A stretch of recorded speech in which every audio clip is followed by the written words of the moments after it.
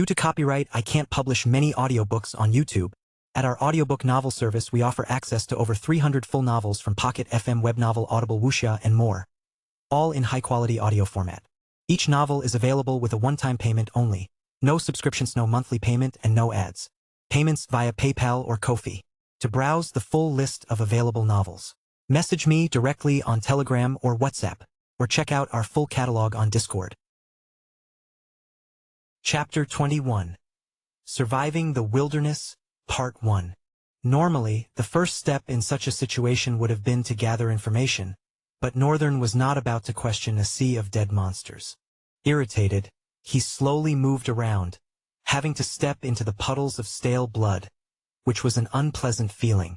The disgust he felt made his whole body squirm. He was a grown man that reincarnated, but was as timid as any other kid. The only difference with Northern was that he wasn't a child, so he handled that timidity with a certain level of maturity. Compared to others of his age, in a scenario like this, he was taking it quite well. Speaking of others, I wonder what happened to them.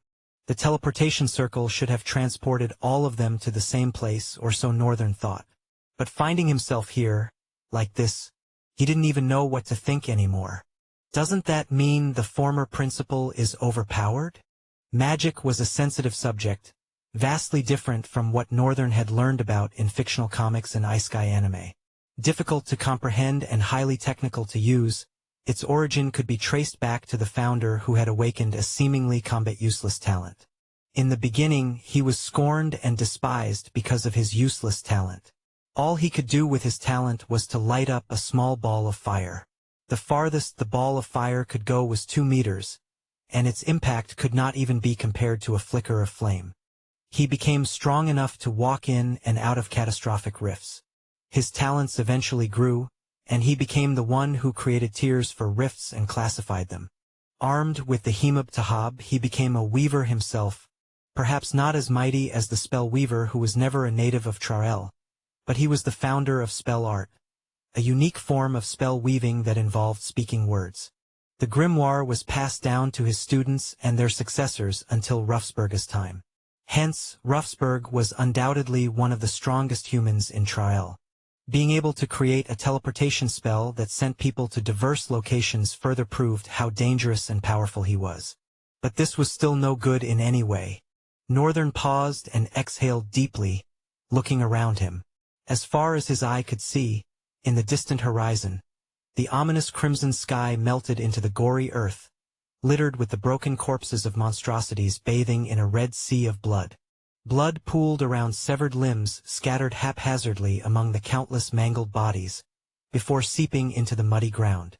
Splintered bones and ruptured organs oozed pus, painting the barren wasteland with a mosaic of carnage. It was a gruesome and disturbing sight. The white-haired boy slowly traversed this carnage, treading carefully. Catching a faint glimmer amongst the monster's remains, Northern paused, a slight frown creasing his brow. Reaching towards the bottomless bag slung across his shoulders, his hand brought out a small knife. Thank goodness Father gave me this.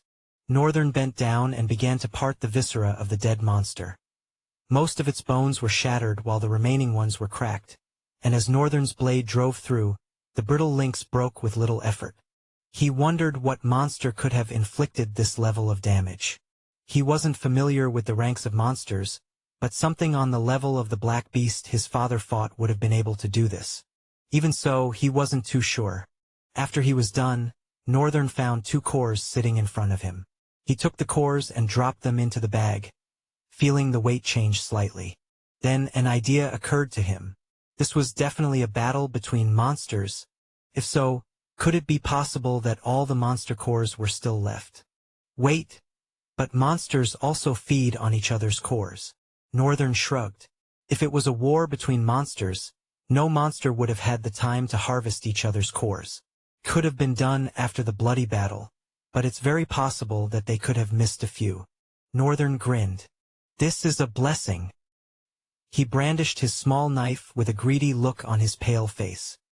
Hours later, Northern had only been able to find 6 cores, 2 each from 3 different monsters. After which he decided he would just keep walking and check anyone he came across. It was quite pitiful that he couldn't absorb soul energies from soul cores, but he was sure there would be plenty of use for them. Now, he just had to find someone. And so Northern began walking and walking. 2 hours later, he was still trudging across the bloodscape, having to carefully part his way amidst the carcasses of large monsters. Finally, he got to a cave but stopped at its mouth. Another Northern appeared next to him, nodded, and jogged into the cave. A few minutes later, it came out and made an okay sign to Northern, exactly what Northern would have done if he had asked a scout. Even before the clone came back with a result, Northern already knew what was in the cave. Gripping the strap of his bag tightly, Northern tentatively made his way into the cave. It was dark, but not hard to see. Farther into the encroaching darkness of the cave was the dancing twinkle of flames. It was an abandoned fireplace that seemed to have been recently made. Northern's guess, immediately after receiving the information from his clone, was that someone had recently been there. Perhaps they were teleported before him. He doubted if that was possible, but he remembered it happening once. Also, Northern didn't think it was possible for anything capable of lighting a fire to exist inside a rift. He hurried towards the fireplace, and as expected, it was empty. Northern sat next to it and removed a few pieces of meat he had cut for later. He wasn't hungry, but there was no harm in roasting them for the future. Sitting before the fire was strangely comforting, even though he was surrounded by darkness. A couple of minutes later, he stared intently at the meat as the flames roasted it inside out, occasionally turning it around. He had first of all cut all the meat in his possession into small pieces and began to skewer them one by one. There was much on his mind. What was going to happen from here? Would he die? Would he live? Would the Academy do something to rescue them? As he thought of these questions, fear slowly crept into his heart. It was a familiar fear that everyone could relate to. Finding yourself in a dimension filled with orders of feral evil. Every corner one turned dangerous monsters could be lurking around, and death could call his name at any moment. He had absolutely no idea what tomorrow, no, even the next hour was held. Northern could even get attacked in the next second. As if waiting to prove his thoughts right, a low growl eerily crept out of the darkness, making his ears rise with blood-curdling fear. Northern gripped the knife tightly in his hands, retreating as he waited for the creature to enter the area illuminated by the fire. Slowly, a white-furred creature with savage-looking blue eyes crept out of the darkness, snarling and gnashing its long fangs. Its legs trembled in fear, but the creature did not cease its snarling as it tried to intimidate him instead. Instead of being scared, what Northern saw was a creature that had survived against all odds. Perhaps it had been hidden here by its mother, who had lost her life to the war raging outside. As a drifter, or one aspiring to become a drifter, he was expected to kill all rift creatures. Undoubtedly, some creatures could be tamed, but it depended on one's talent. Trying to tame a creature without the appropriate talent was essentially suicidal. Even if it was a cub, one day it would grow, and there was no telling what might happen. Hence, the rules compelled Northern to eliminate this creature. He clenched his fist tightly around his knife. Cub shouldn't be too difficult. The pitiful youngling's fur was marred, and blood stains splattered across different areas. Its eyes held a fading light, but the ferocity on its face showed what a valiant fighter it was. Seeing it put on such a brave front despite its situation left a bitter taste in Northern's mouth. He couldn't bring himself to kill the poor thing. Northern withdrew his knife and tucked it into his bag, then raised his hand in a non-threatening manner. The pup shrank back in fear when Northern did this. However, it stood its ground and glared at him tentatively. Both of them had something in common, white hair and blue eyes. I wonder if it's fate or mere coincidence. After all, he had encountered creatures that seemed to control the strings of fate before reincarnating into this world. Even if he wasn't a believer in things like fate or destiny, Northern was open to every possibility in this world. Besides, there was no way something wasn't at play here. Rifts, monsters, maybe they were just as affected as the humans and left with no choice but to fight for their survival. I'm not about to understand the perspective of a monster, but at least I can help and protect you until you can do so on your own. In the future, you'll owe me one." Northern said to the pup, not sure if it could understand him or not. The pup stared blankly at him, tilting its head slightly. Northern sighed and reached into his bag. At that moment, the furry pup snarled in warning. The next second, all the folds on its muzzle disappeared. It began sniffing the air, and carefully, the creature began moving closer to Northern. Northern tossed the meat to the ground and watched the pup pick it up with extreme caution. It must have been betrayed before to be so wary. The little thing tentatively took a first bite, its eyes still fixed on the white-haired boy. Seeing that the creature would not eat peacefully with him around, Northern finally turned away. Immediately, the monster gobbled up the meat as fast as it could.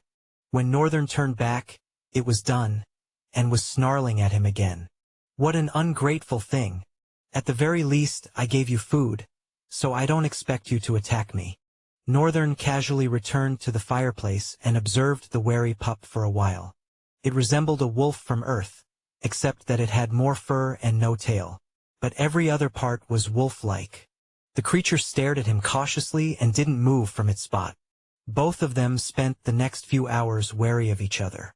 At some point, it began to doze but refused to sleep until it saw the human fall asleep first. Only then did it also succumb to slumber. Northern woke up the next day, shocked to find the cub fast asleep, for once looking peaceful and at rest. Deciding not to disturb its sleep, Northern tiptoed outside to examine the skies. He paused as he reached the cave's entrance, a slight frown creasing his features. "What is this?" he murmured under his breath. He was certain the sleep he had enjoyed had lasted at least 4 hours. If he calculated the time based on how long he had been here, it should have been at least 8 hours. Although it wasn't a calculation he could boast of being accurate, it should be more or less correct.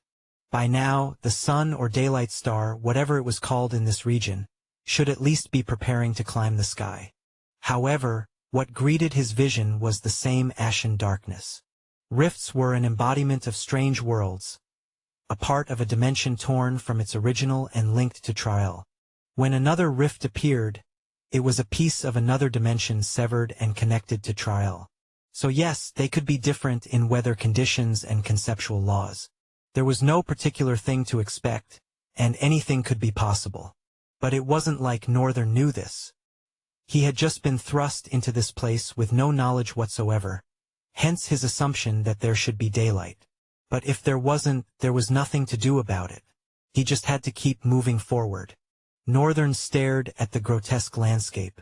The sea of crimson gore prompted him to imagine what sort of horror would have occurred to cause a scene like this.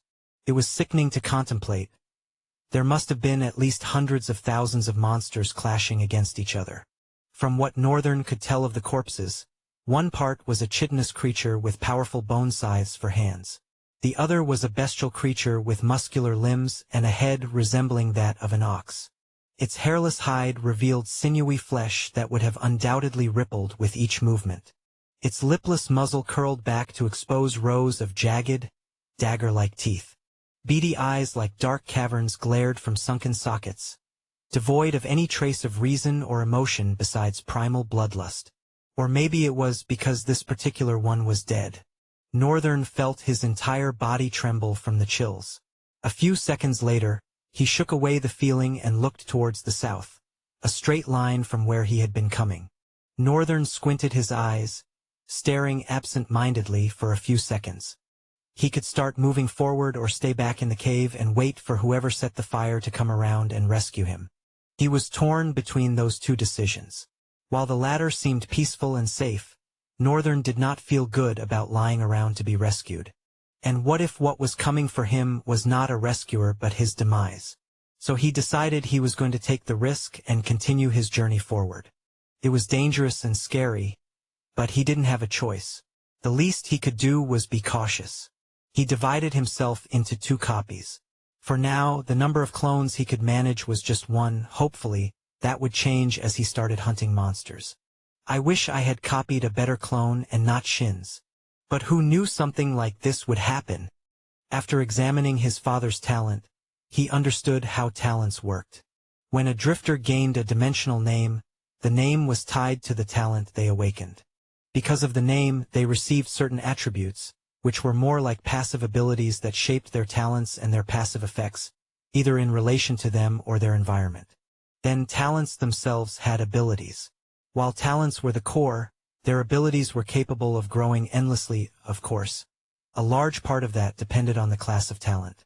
For example, an F-class talent was not capable of much growth and would only be equipped with one talent ability.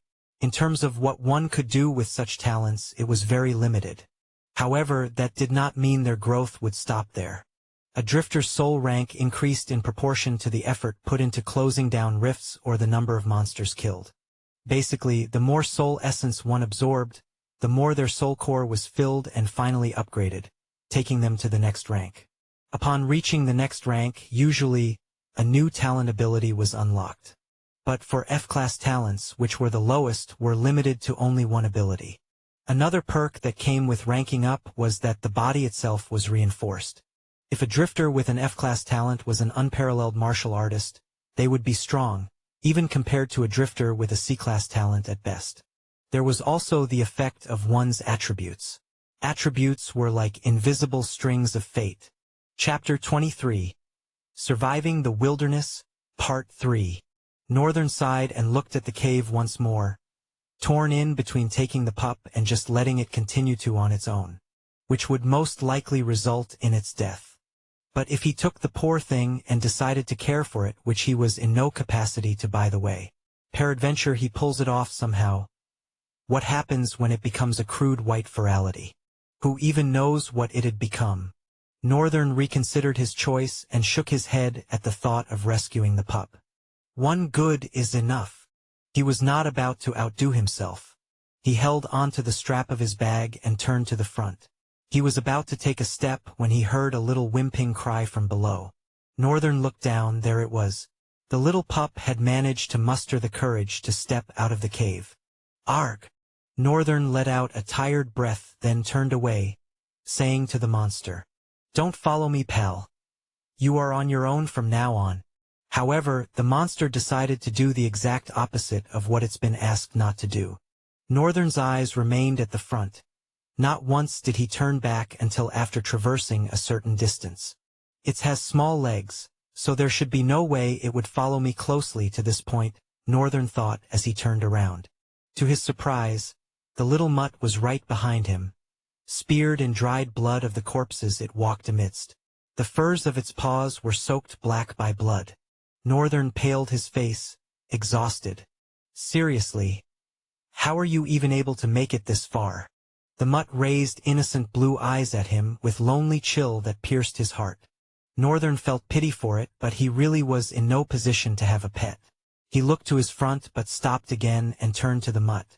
"I'll help you to a safe place and that'll be it," he uttered and picked up the monster, continuing forward with it in his arms. With Northern's clone in front, and him directly receiving the mental details of whatever was going on in front, Northern confidently trekked forward. Leaving footsteps in the murky floor of blood, Northern continued forward with the pup in his hands. Sometimes they would rest at little stone elevations that have managed to emerge victorious from the weathering effect of seasons and now stood a level above the ground as a sign. Although they were no better, smeared with blood of crude abominations. Other times, Northern would try find cores, and also taught the mutt to do the same. To save himself the stress of having to whistle to call it, Northern decided to name it Mr. Fluffy and made sure to check if it was male or female before adding the Mr. Mr. Fluffy was a fast learner and turned out he kind of understood Northern. He didn't understand the language Northern spoke, but with the hand gestures and his amazing intelligence, he got the idea of it, and acted accordingly after 2 failed trials. The first time it brought Northern a broken arm, the second time it was a spilled intestine.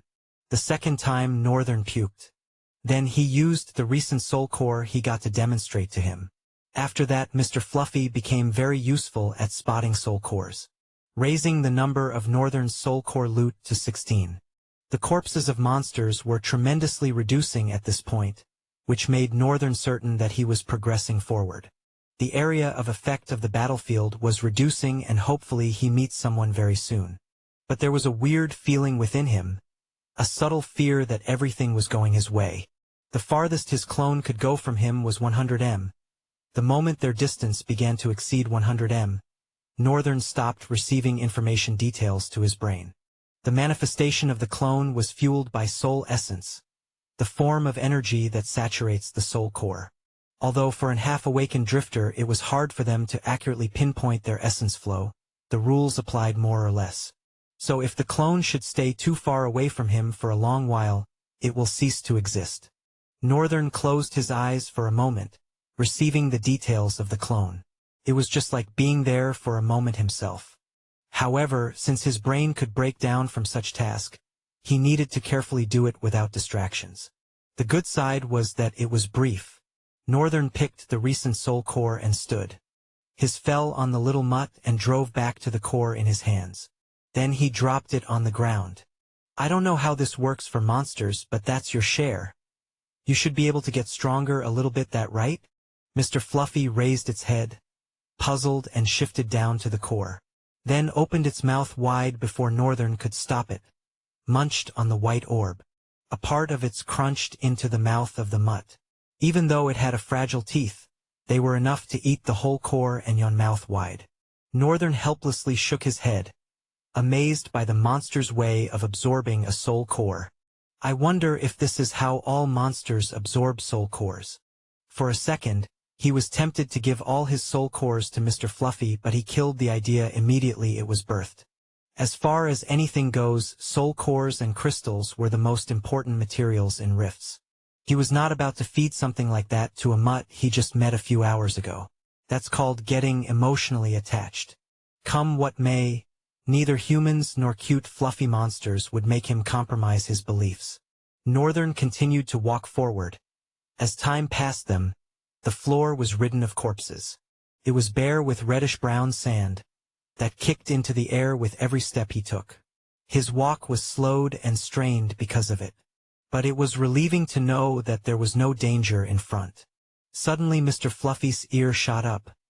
He became alerted and started to growl lowly. Without warning, the air turned blisteringly hot and oppressive around Northern. Before he could react, a hulking form hurtled toward him from behind, slamming its jagged, ebony talons into his unprotected side. Chapter 24, Night Terror. As the grotesque horror charged, Northern nimbly sidestepped the attack, hissing through gritted teeth as searing pain lanced across his nerves. The monster's razored talons had grazed his skin.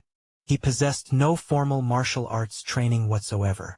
Though he had insisted, his father steadfastly refused to teach the family's battle style, for reasons he never divulged.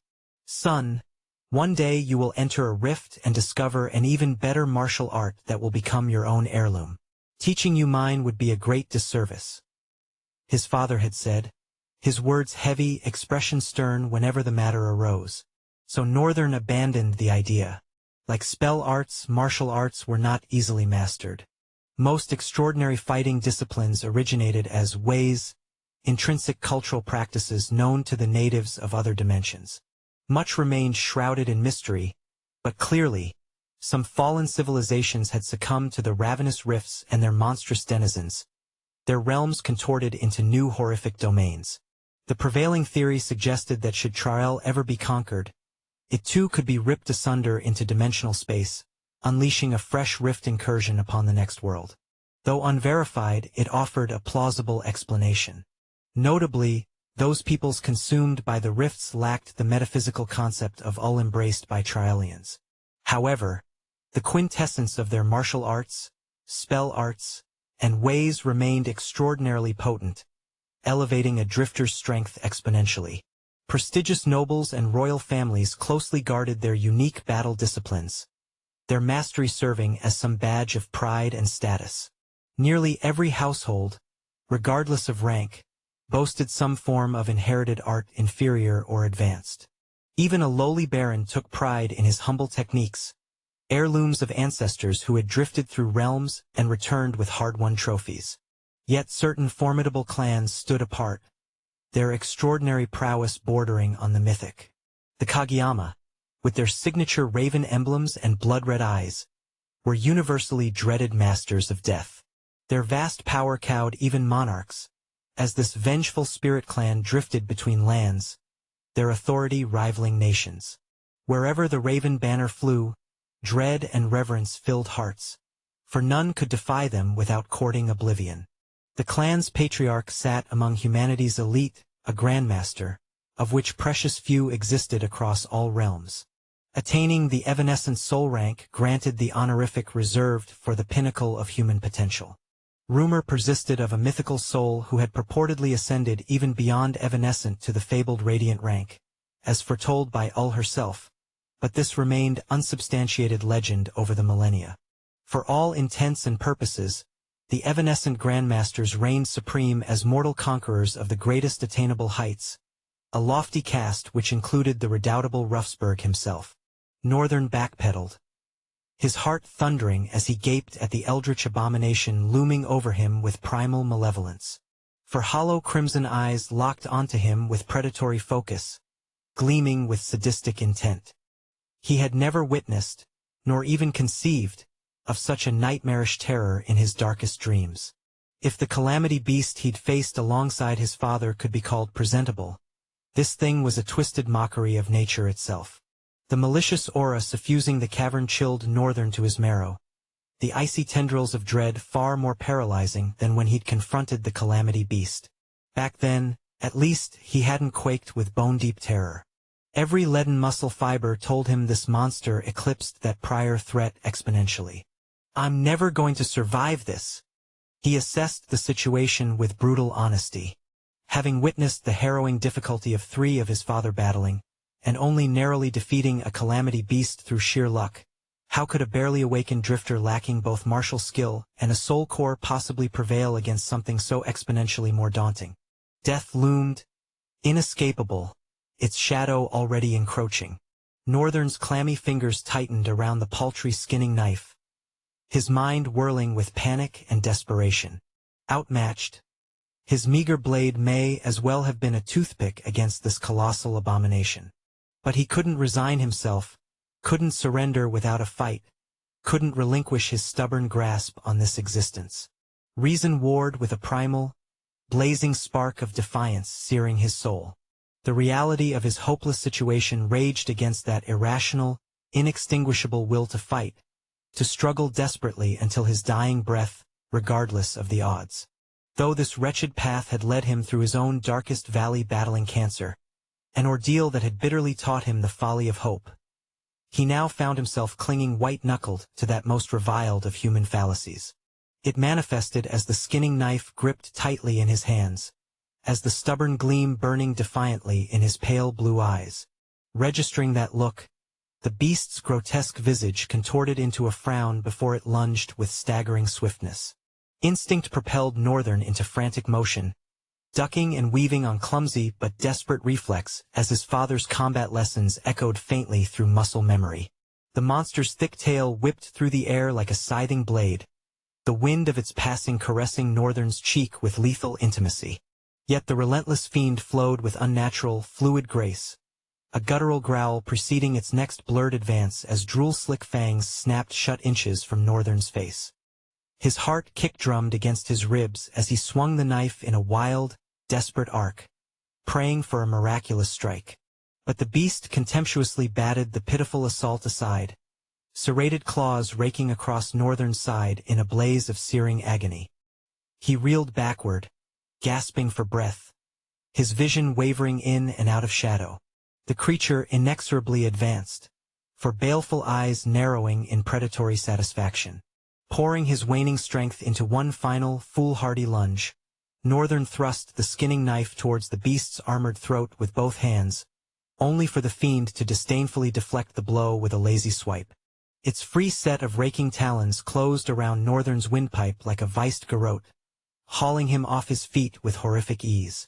Mr. Fluffy shot forward with a panicked squeak upon seeing Northern captured in the monster's crushing grip, but a contemptuous flick of its powerful tail swatted the Kuik tumbling away.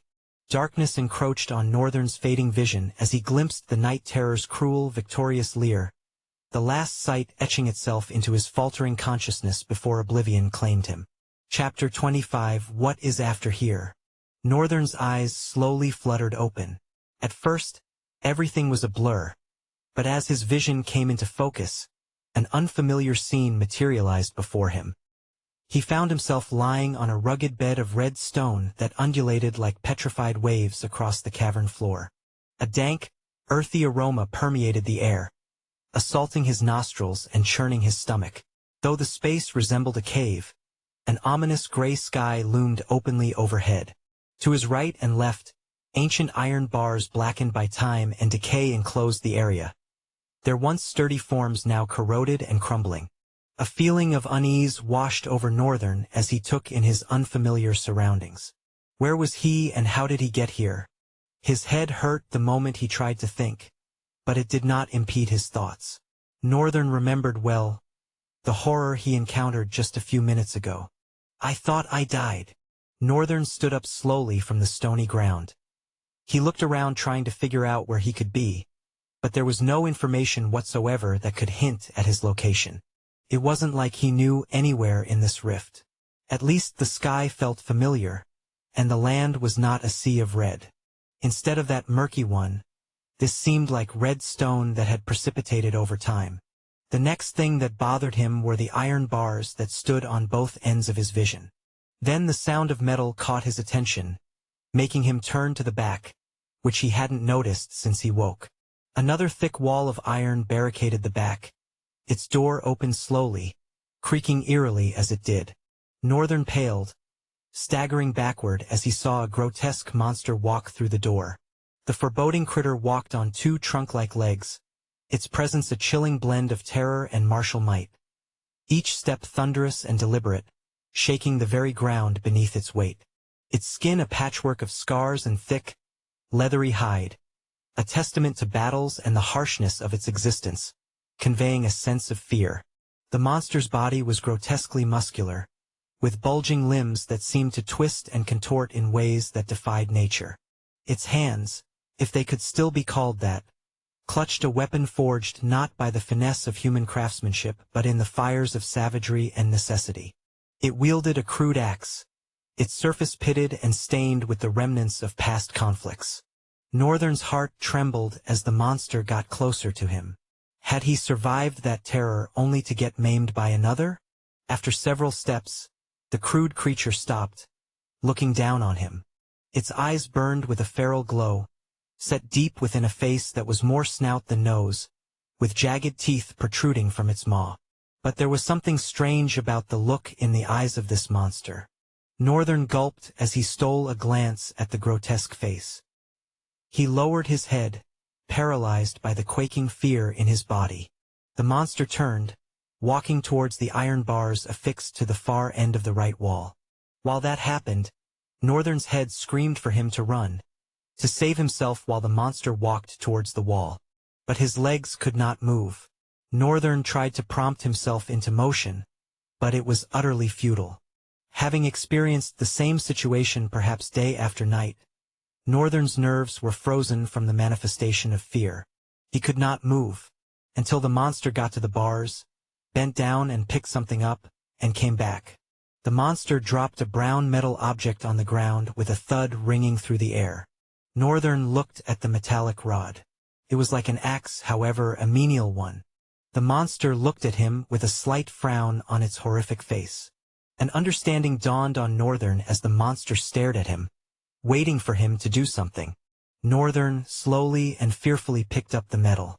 As he did, the monster walked forward, paused after 2 steps, looking back at Northern, who was still standing in the same spot. Northern tentatively hurried forward, following the monster at a careful distance as it trekked further. After a while, they stopped at the first hill of waves that marked the landscape. The monster looked at him, yanked the axe from him and with a spin, hammered it onto the hill. A deafening ring streaked across the air, trembling Northern's bones. With that one heavy strike, the hill cracked, and as the monster raised the axe and struck it a second time, splinters of red shards sprang out, falling around. The monster pointed the axe at Northern. Shakily, Northern received it and watched the monster retrieve all the shards of red crystals that broke out of the red stone. A deep confusion contorted his pale, dirty and bloodied face. Northern stared in ambiguity. What is this? What is going on? The monster put all the shards at one point and turned to Northern, frowning its face. Northern, with the axe in his hands, fear in his heart and millions of questions on his mind, gripped the axe. The first strike, sloppy, was a praise. Northern almost tripped from his own swing. The moment he carried the axe, its heaviness fell on his muscles. He wasn't expecting it, and it was too much for his scrawny muscles to handle. Plus, belatedly realizing its weight, Northern's coordination faltered, and he ended up scraping the side of the axe against the hill's slope, staggering to the side and almost tripping. The monster stared indifferently, but Northern took a glance back. In that cold stare, he could feel the shrewd disappointment lurking behind it. He picked the axe up again, biting his teeth. He struck the hill. His second trial was a bit better than the first, but equally sloppy and lame. The monster moved the moment splinters of the red rock flew out from Northern's impact. After that, it would return to its original position, petrified and unfazed by anything that happened. Consistently, it felt like Northern was being watched by death itself as he persistently smote the rock with the black axe in his hands. Night came and further nights came. The sound of Northern's axe smiting the rock soared like the sound of a novice blacksmith forging the night into a weapon of sound. Chapter 26. The Miner. Rifts were cracks in space that embodied entire dimensions. It was impossible to predict or get used to the environment inside a rift, since they tore apart multiple dimensions and merged them into trial space.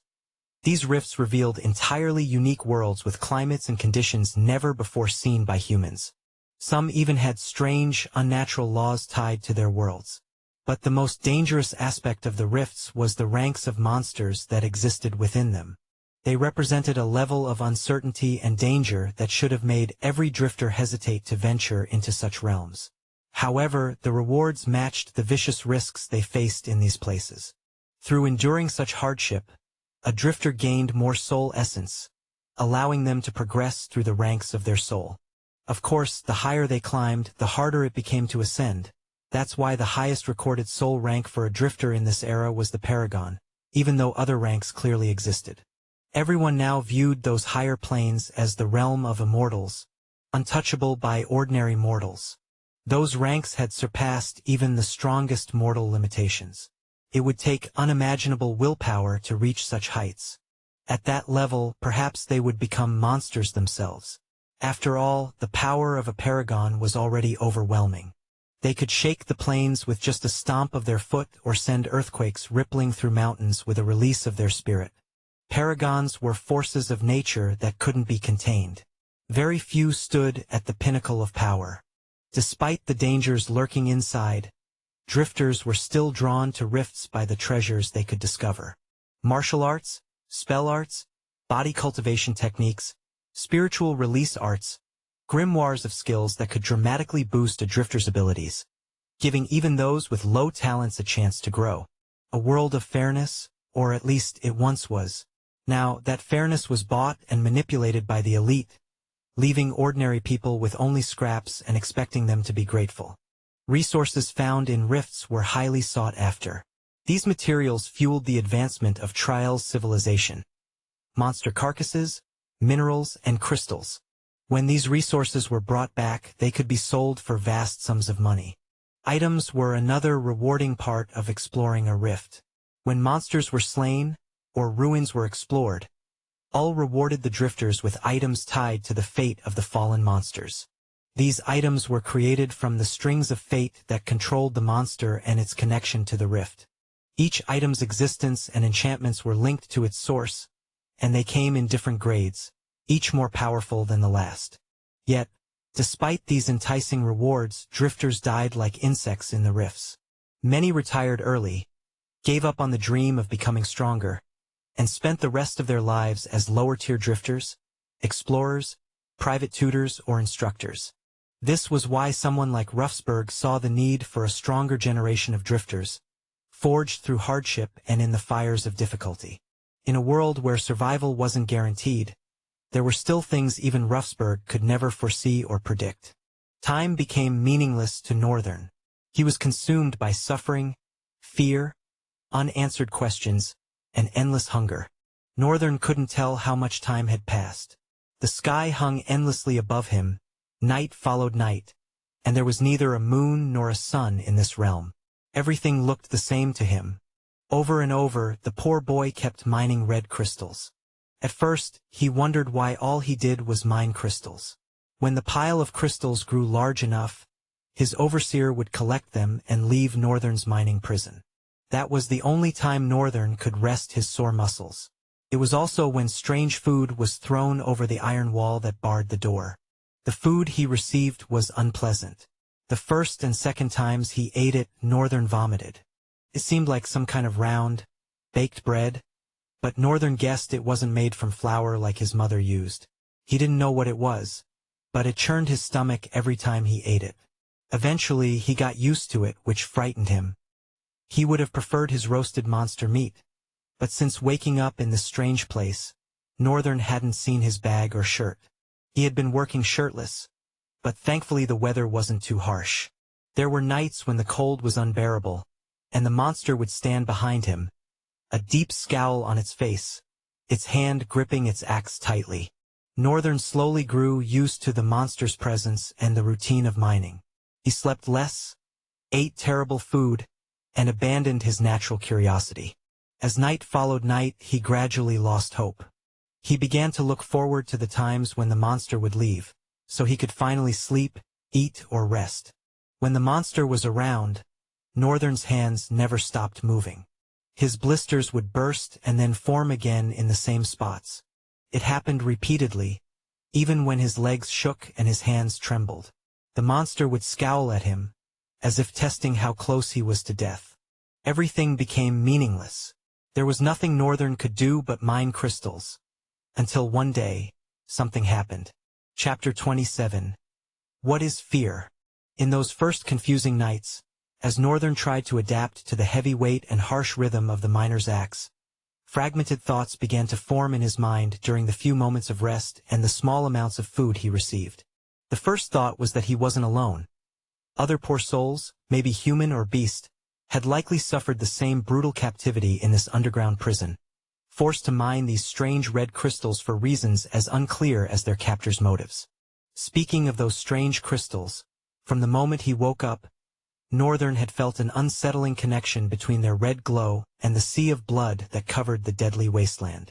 At first, he dismissed it as a shock-induced hallucination, but with every swing of his axe, the feeling grew stronger, confirming the disturbing sense of familiarity.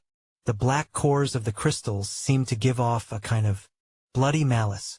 The more Northern chopped away, the more the bloodlust became a sharp, imaginary edge that felt like it was cutting into his already raw skin with each exhausted swing.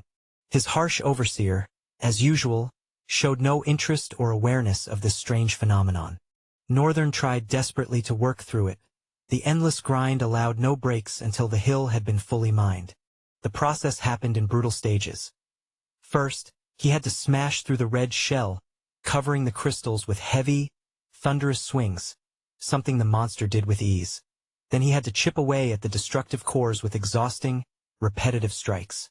Whether the crimson slopes came from the long-term leaking of the crystal's dark energy or not, the answer mattered less and less as his endless labor continued. The more Northern thought about the twisted auras surrounding his grim hall, the more it ate away at what little composure he had left. The real danger he faced went beyond the backbreaking work, the wounds, the hunger, and the lack of sleep.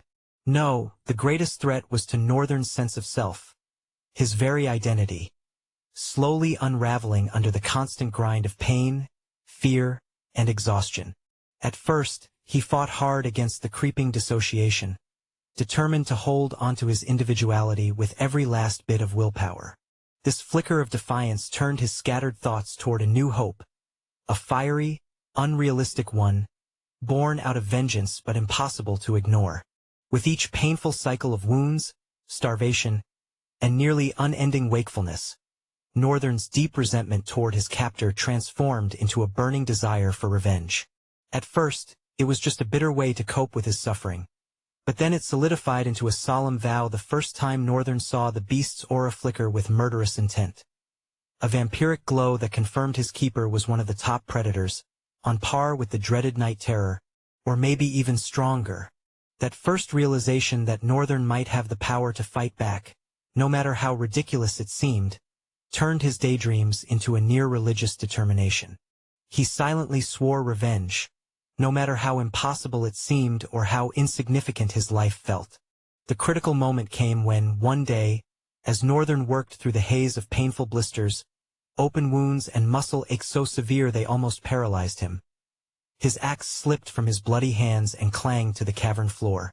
Immediately, the towering sentinel turned toward the sound, growling as it gripped its own axe with deadly intent. Northern's eyes met the creature's dark, empty gaze, recognizing once again the dangerous flicker that promised dire consequences.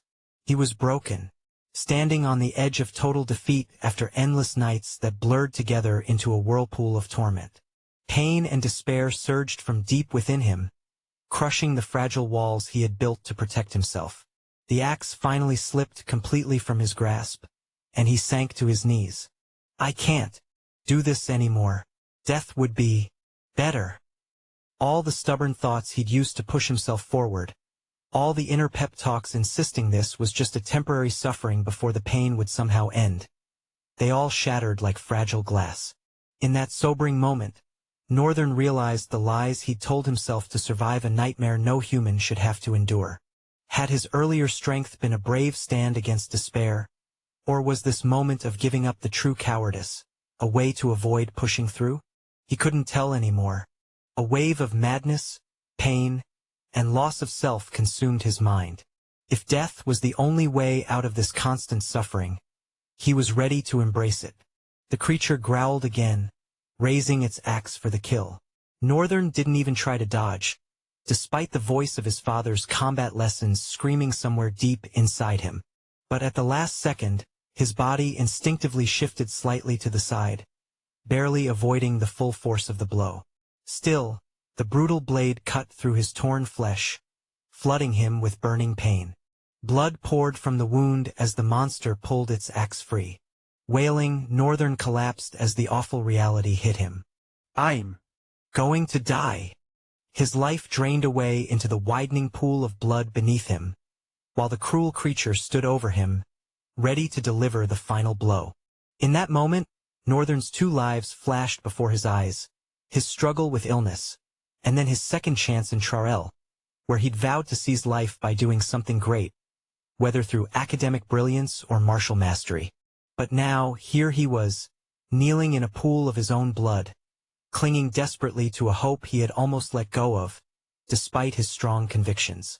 The grim truth couldn't be clearer, and yet, even in the face of his monstrous executioner, Northern realized he lacked the courage to fully accept death. He couldn't let go of the fragile hope of survival, no matter how delusional. Fear consumed him. Fear of death at the hands of this beast, fear of never seeing his loved ones again. His parents, his unborn sister, fear of failure, of being forgotten. But perhaps worst of all was the fear of the unknown, of what might lie beyond this pain-filled existence. And those fears, those weaknesses were his downfall. As the searing pain from his shoulder tore through him, a scream of agony and rage ripped from Northern's throat, twisting his face into a mask of primal terror. The monster only sneered and swung its axe handle down in a crushing blow, sending Northern into the merciful darkness of unconsciousness. Chapter 28. Near-Death Experience. That was how Northern fainted a second time and was left in the embrace of time. The monster left for a while and didn't return. Food was not administered to him. He helplessly lay on the ground, slowly expecting his death. He occasionally tried to summon his clone to try help him tidy up the wound and do something so he could survive. But the attempt was not successful. The only reason he could think of was that the clone didn't dissipate from back then. When Northern encountered the night terror, the clone was in front observing the surrounding. The night terror attacked from the back. As a last ditch of his effort, he had ordered the clone not to come over to his side and make sure he stayed 100 meters away at all cost. After waking up, there was no sign of the clone. He couldn't receive any mental report from it. Then he just thought the clone and failed, and summoning it with his angel of death stubbornly watching over him was a dumb call. He just needed to wait for some time when he could. The first time the monster left, he tried. It was futile. Northern didn't think about it. In fact, there was no chance to. But now that he desperately needed the clone to appear, he wondered about the things that could have gone wrong, and also got to observe that either something was blocking his command or something was blocking him from using the talent ability. He doubted the latter was possible. The system is a concept of power that exists outside this world. He doubted if it was recognized at all. What is not recognized cannot be hindered, so most likely it was the former. Something was definitely blocking out his command. So many questions ran helter-skelter in his head as he laid in the puddle of his blood, staring at the joyless gray sky. Was the clone even alive? He couldn't feel it at all, in or out of it he couldn't tell. Northern didn't tell how long passed. His stomach started to cry for food, nothing of which was given to him since the monster left. The bastard had probably communicated with the others to let him die. Maybe when he died, they would come with another replacement. At the very least, he was getting the rest he desperately wished for. The hunger became unbearable for Northern, and when it did, he began to scramble for anything he could get his hands on, wondering if maybe one day he had left scrubs of one of the baked monster bones they always served him, or maybe some kind of food had dropped from the heavens. With the harrowing pain on his shoulders, a sore muscle, and a dirted pale body designed with shallow red cuts. However, mining had its good effect on Northern's body. His pale and lean frame had not changed, but his muscles were now coiling beneath that ivory coat of his, abs subtly forming contours on his abdomen. Northern's body was slowly being smelted by the strenuous labor he was being put through. Right now it was just covered in a pool of blood, those glory unseen. Northern was met with only one choice of food. Very little shards of red crystal that were impossible for the monster to pick but possible for him to, due to the difference of the kind of hands they had. Northern turned and slowly picked a tiny. The idea was crazy. Maybe it was an hallucination or just craziness. He saw it as a hardened blood meal that should at least satisfy him. If not, how is it supposed to release a killing intent that was as sharp as weapon of war? Only masters could use killing intents like that, and it was owed to the role that spiritual release played. Spiritual release was the act of using one's soul essence to manifest their spirituality into a tangible form. Most time it was an intangible form, but when used by master drifters, it could become an invisible blade capable of harvesting gore. A crystal being able to do such a technical thing was a wild thought. But it wasn't like it was impossible. After all, a crystal was playing the role of measuring drifters' soul power. Another was serving as an anti-gravity source for a flying ship.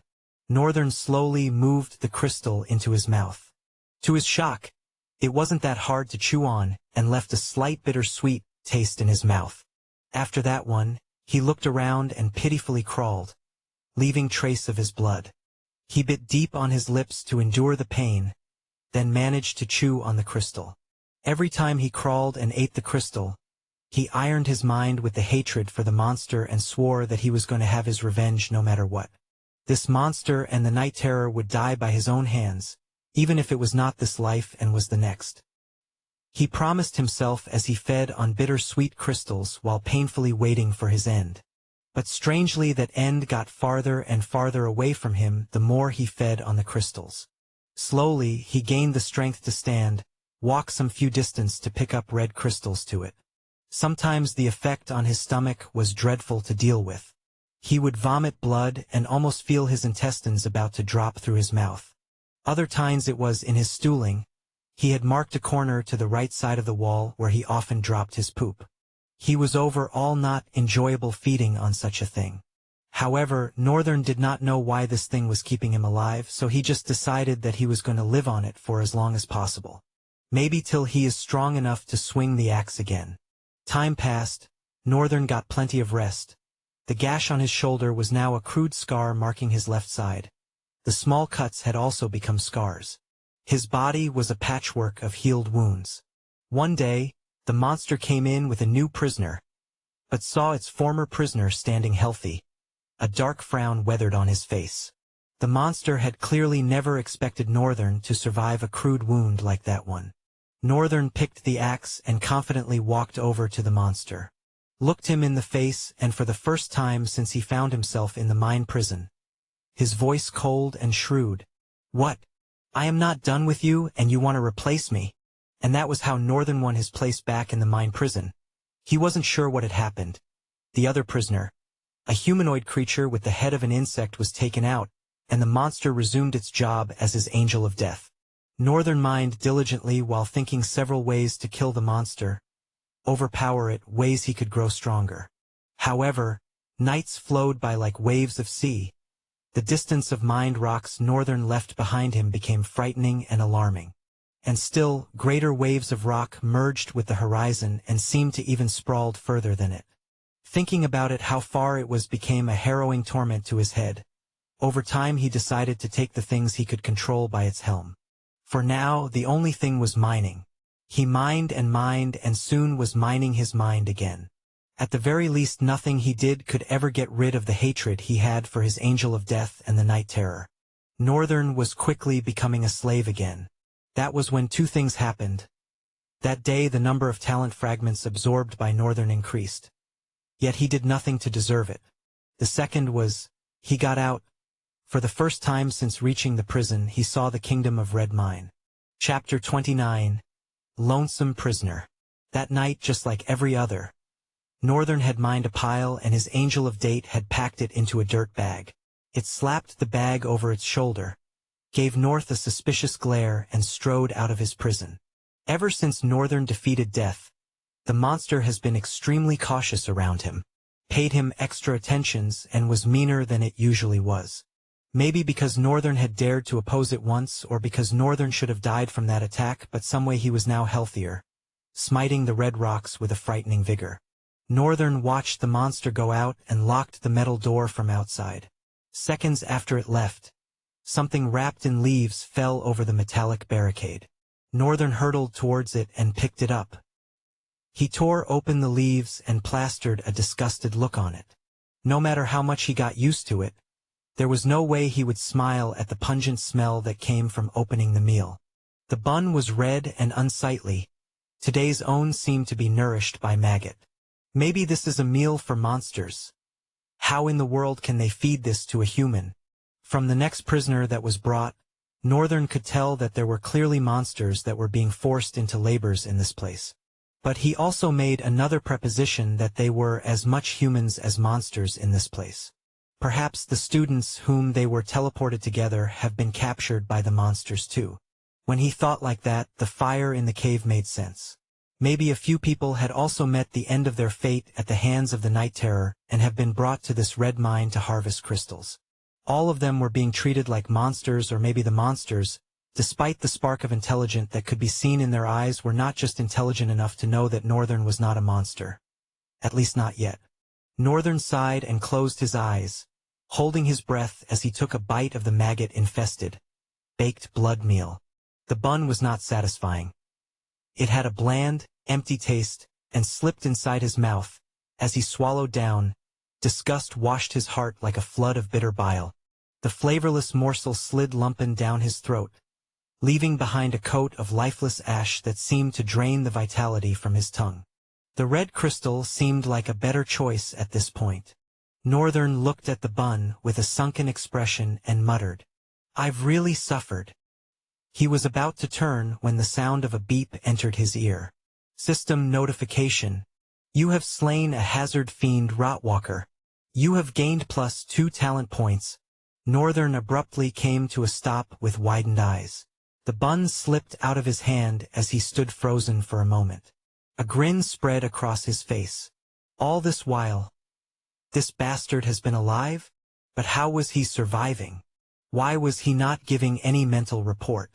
Northern looked at the floor of red crystals that he had mined nights ago. They had become a coating of the ground itself, looking like a blood-infested area from afar. A flood of joy washed over Northern. It was good. Even though he had questions as to how his clone is surviving in that harsh reality, he was happy. Now, his plan of escape was not daydreaming anymore. He could make it work, All he just needed to do was look for a way to communicate with the clone. Northern thought so. However, a few minutes later his hope was plummeted and crashed. Northern's eyes narrowed as he felt the clone returned to his body. He sighed exasperatedly. Whatever the clone was fighting seemed to have gotten the best of it. But this is good, at least, now that my clone is back, I can still make this work. Just as Northern conceived that thought, a deafening horn resounded through the sky, calling the attention of every prison mine. The prison mine from the outside sprawled like several waves of mountain merged together by the force hand of a might weather effect through thousands of years. Then iron bars ran through the length, climbing up and down the waves to the peak of the mountain and down the other side of it. Each iron bar separated one mine from the other, and like there ran over 1,000 walls, with one prisoner occupying one prison mine. Each prisoner, guarded and monitored by a Hellion rank monster. When the prisoners died of exhaustion or were killed by their angels of death, they were left to rot in the cave, the red crystal absorbing their blood and using it as a source of nutrient to grow again. The crystal moss would often be found growing where their blood had dried up in. The monster would come back with another prisoner and have them start mining immediately.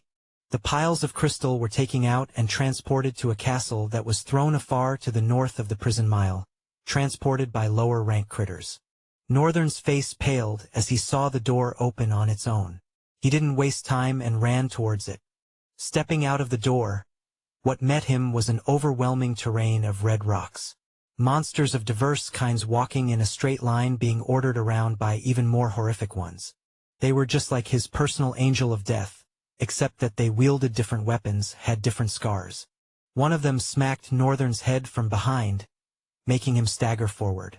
A large chain was taken and locked onto his neck, hands and legs. Then the monster growled to his face, its stinking breath assaulting Northern's nose. It dragged the chain and forced Northern forward. For a few seconds, Northern didn't know what to think. What had happened? Why were all these monsters being marched out of the mountain and towards the direction of the castle that nestled closer to the gray skies, far in the north? As these questions tugged his mind, Northern couldn't help but feel helpless. Another thing that worried him was, he had searched with quick glances since he had been on the line. Sometimes he would even turn his head back, attracting the attention of the monster. At his back was a humanoid monster with a rat face of some sort. He couldn't see the face of the monster at his front, but it had a tall build, muscles rolling beneath its dark skin like twisted cords, and a crudely burnt back. The one after it was another humanoid monster whom Northern couldn't get a good glimpse of, and the other both front and back. Northern was beginning to fear he could be wrong at this point. What was he to do if he was the only human in this prison? No, that can't be.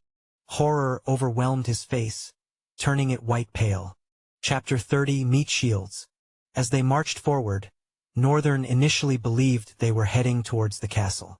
However, to his surprise, they continued past the castle, their journey persisting. With each step, the terrain of the mountain gradually transitioned from red to brown, and as they moved miles away from the castle, it transformed into a desolate black. They pressed on, unnoticed and disregarded. Any of the prisoners who couldn't keep up and collapsed were swiftly stabbed and killed by the merciless Hellions. Nothing hindered their march, not even a momentary pause. When the other monsters witnessed this brutal display, fear gripped them, compelling them to continue walking, even barefooted. They traversed stony tracks without any form of footwear, though it seemed like they were accustomed to such harsh conditions. However, for the lone human among them, it was a crude and uncomfortable experience. When he had first woken up after being captured by Night Terror, Northern realized that most of his belongings were missing. His bag, shirt, and leather boots had all vanished. What remained were his gray trousers, now blackened and stained with the dirt and dried blood of the mine. His trousers hung loosely from his waist, though not enough to fall without some effort. Occasionally, he had to pull them up to prevent further embarrassment, especially when they revealed the line of his exposed backside. Gradually, they departed from the rocky terrain and entered into black plains. The color of the sky subtly shifted from gray to black, enveloping them in an even darker night than the one they had endured in the prison mine. Northern had lost track of how long they had been trekking, but he estimated it to be at least 5 miles. The soles of his feet grew numb, torn by the sharp edges of the stones he stepped upon.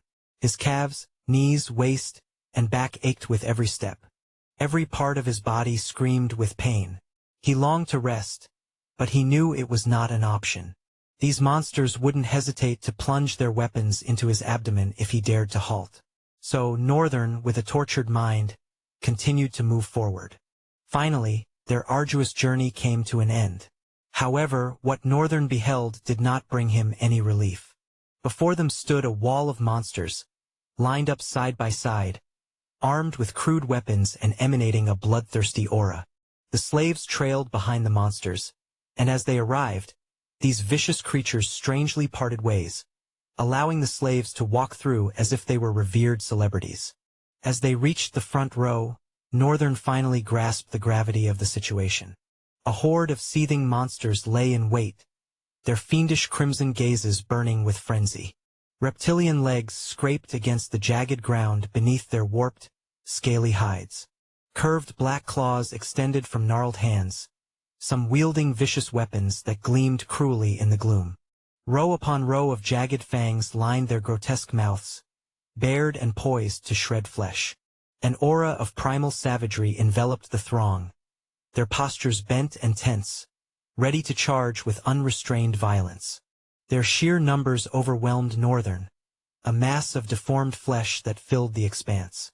Amongst this feral horde stood the slaves, lined up at the front row alongside the monsters. Northern's eyes widened with realization. Are we going to be used as meat shields? He pondered. Perhaps he was overestimating these monsters, but it made no other sense why they would bring out all the prisoners, marching them miles to the heart of a battlefield. They couldn't fight, and even if they could, they were shackled. However, they would serve as effective shields for the monsters of the Kingdom of Red Mine to gain an advantage in battle. It appeared that the conflict was only just beginning, as the monsters seemed to have recently arrived as well. Northern briefly argued with this notion in his mind, only to be distracted by the emergence of figures from both sides. First, he caught a glimpse of a hulking creature stepping out from the opposing throng, emanating a palpable aura of malicious power and authority. Its eyes smoldered like embers, ready to ignite into pits of hellfire. Muscles rippled beneath its scar-crossed scales, ashen and smeared by splashes of blood from past battles. Its towering frame exuded sadistic strength, every inch etched with a sense of malevolence. With each heavy step, a subtle growl escaped its maws, until it reached the center of the throng, directly facing them. Northern's gaze slowly shifted to his side, where another monster emerged from the crowd of slaves, advancing to the front. As luck would have it, Northern found himself standing in the center of the front row. His eyes widened as the monster approached him. Intense anger surged through his veins as he recognized the familiar face. For hollow red eyes gleamed viciously with predatory intent. Northern could feel the waves of pride and raw power emanating from the creature's gaze and imposing stance. There it stood, the monstrous being, holding a spiked club with its wicked talons like scythe. Its sinuous tail coiled beneath its legs, poised for lethal action. Northern glared at the creature from behind, his eyes narrowing with a fierce intensity. It was a pitiful realization that no matter how consumed he was by anger or how desperately he yearned to vanquish this monster, he remained utterly unnoticed, despite its blatant presence before him. The fact that he couldn't even leave a scratch on its formidable form, let alone slay it, stoked the fires of Northern's fury. It was very annoying that he was not being noticed by the very embodiment of terror that he despised so vehemently. Since arriving on this dark continent, Northern had witnessed a little bit of harshness, but he had never killed a monster with his own hands, except, of course, through the actions of his clone. He lacked the blood-stained hands necessary to wield the intangible weapon of bloodlust. No matter how deep his hatred or thirst for vengeance, his lack of bloodshed rendered him invisible to creatures that oozed with an insatiable craving for violence. With a fierce glare etched upon his face, Northern continued to observe the night terror's back. Little did he expect that the very monster that had attacked and brought him here was none other than the commander of the entire army of the Kingdom of Red Mine.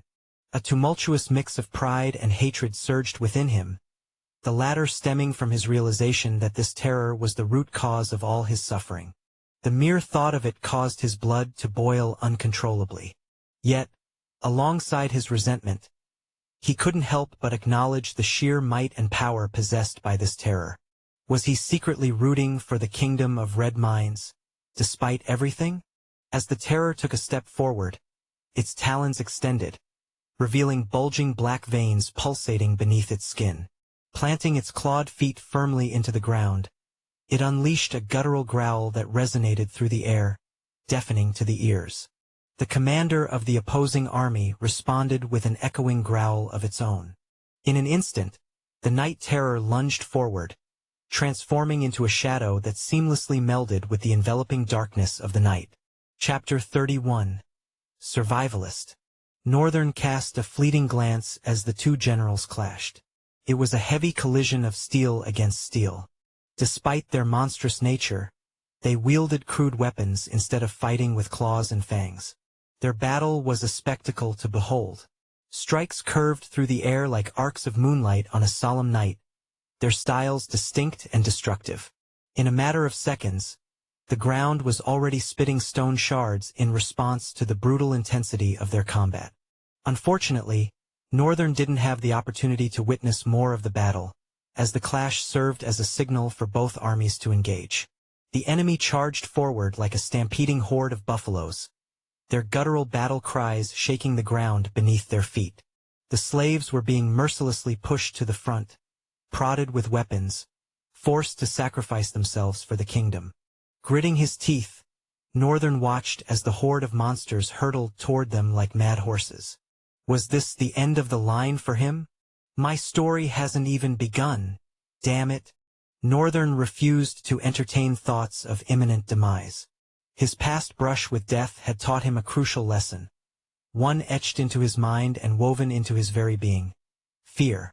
It coursed through his veins, making his heart quake, yet it did not render him a coward. Surviving that ordeal had taught him that there was nothing wrong with desperately clinging to life. Boldly accepting death was foolish, and no one should be ashamed of fearfully scrambling for a way to survive. After miraculously escaping the clutches of death by consuming the red crystals to sustain himself, Northern had adopted a survivalist mindset. He would do whatever it took to outwit the merciless grip of death. He would become invincible, a bastard that even survival itself could not defeat.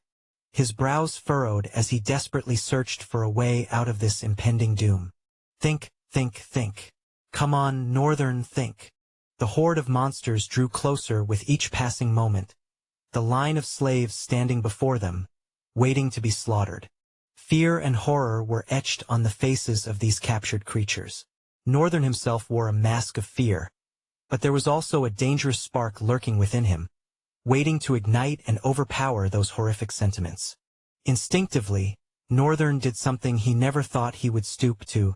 As the horde of monsters clashed with the slaves, blood flowed artfully and weapons swung crudely, slashing through the defenseless captives.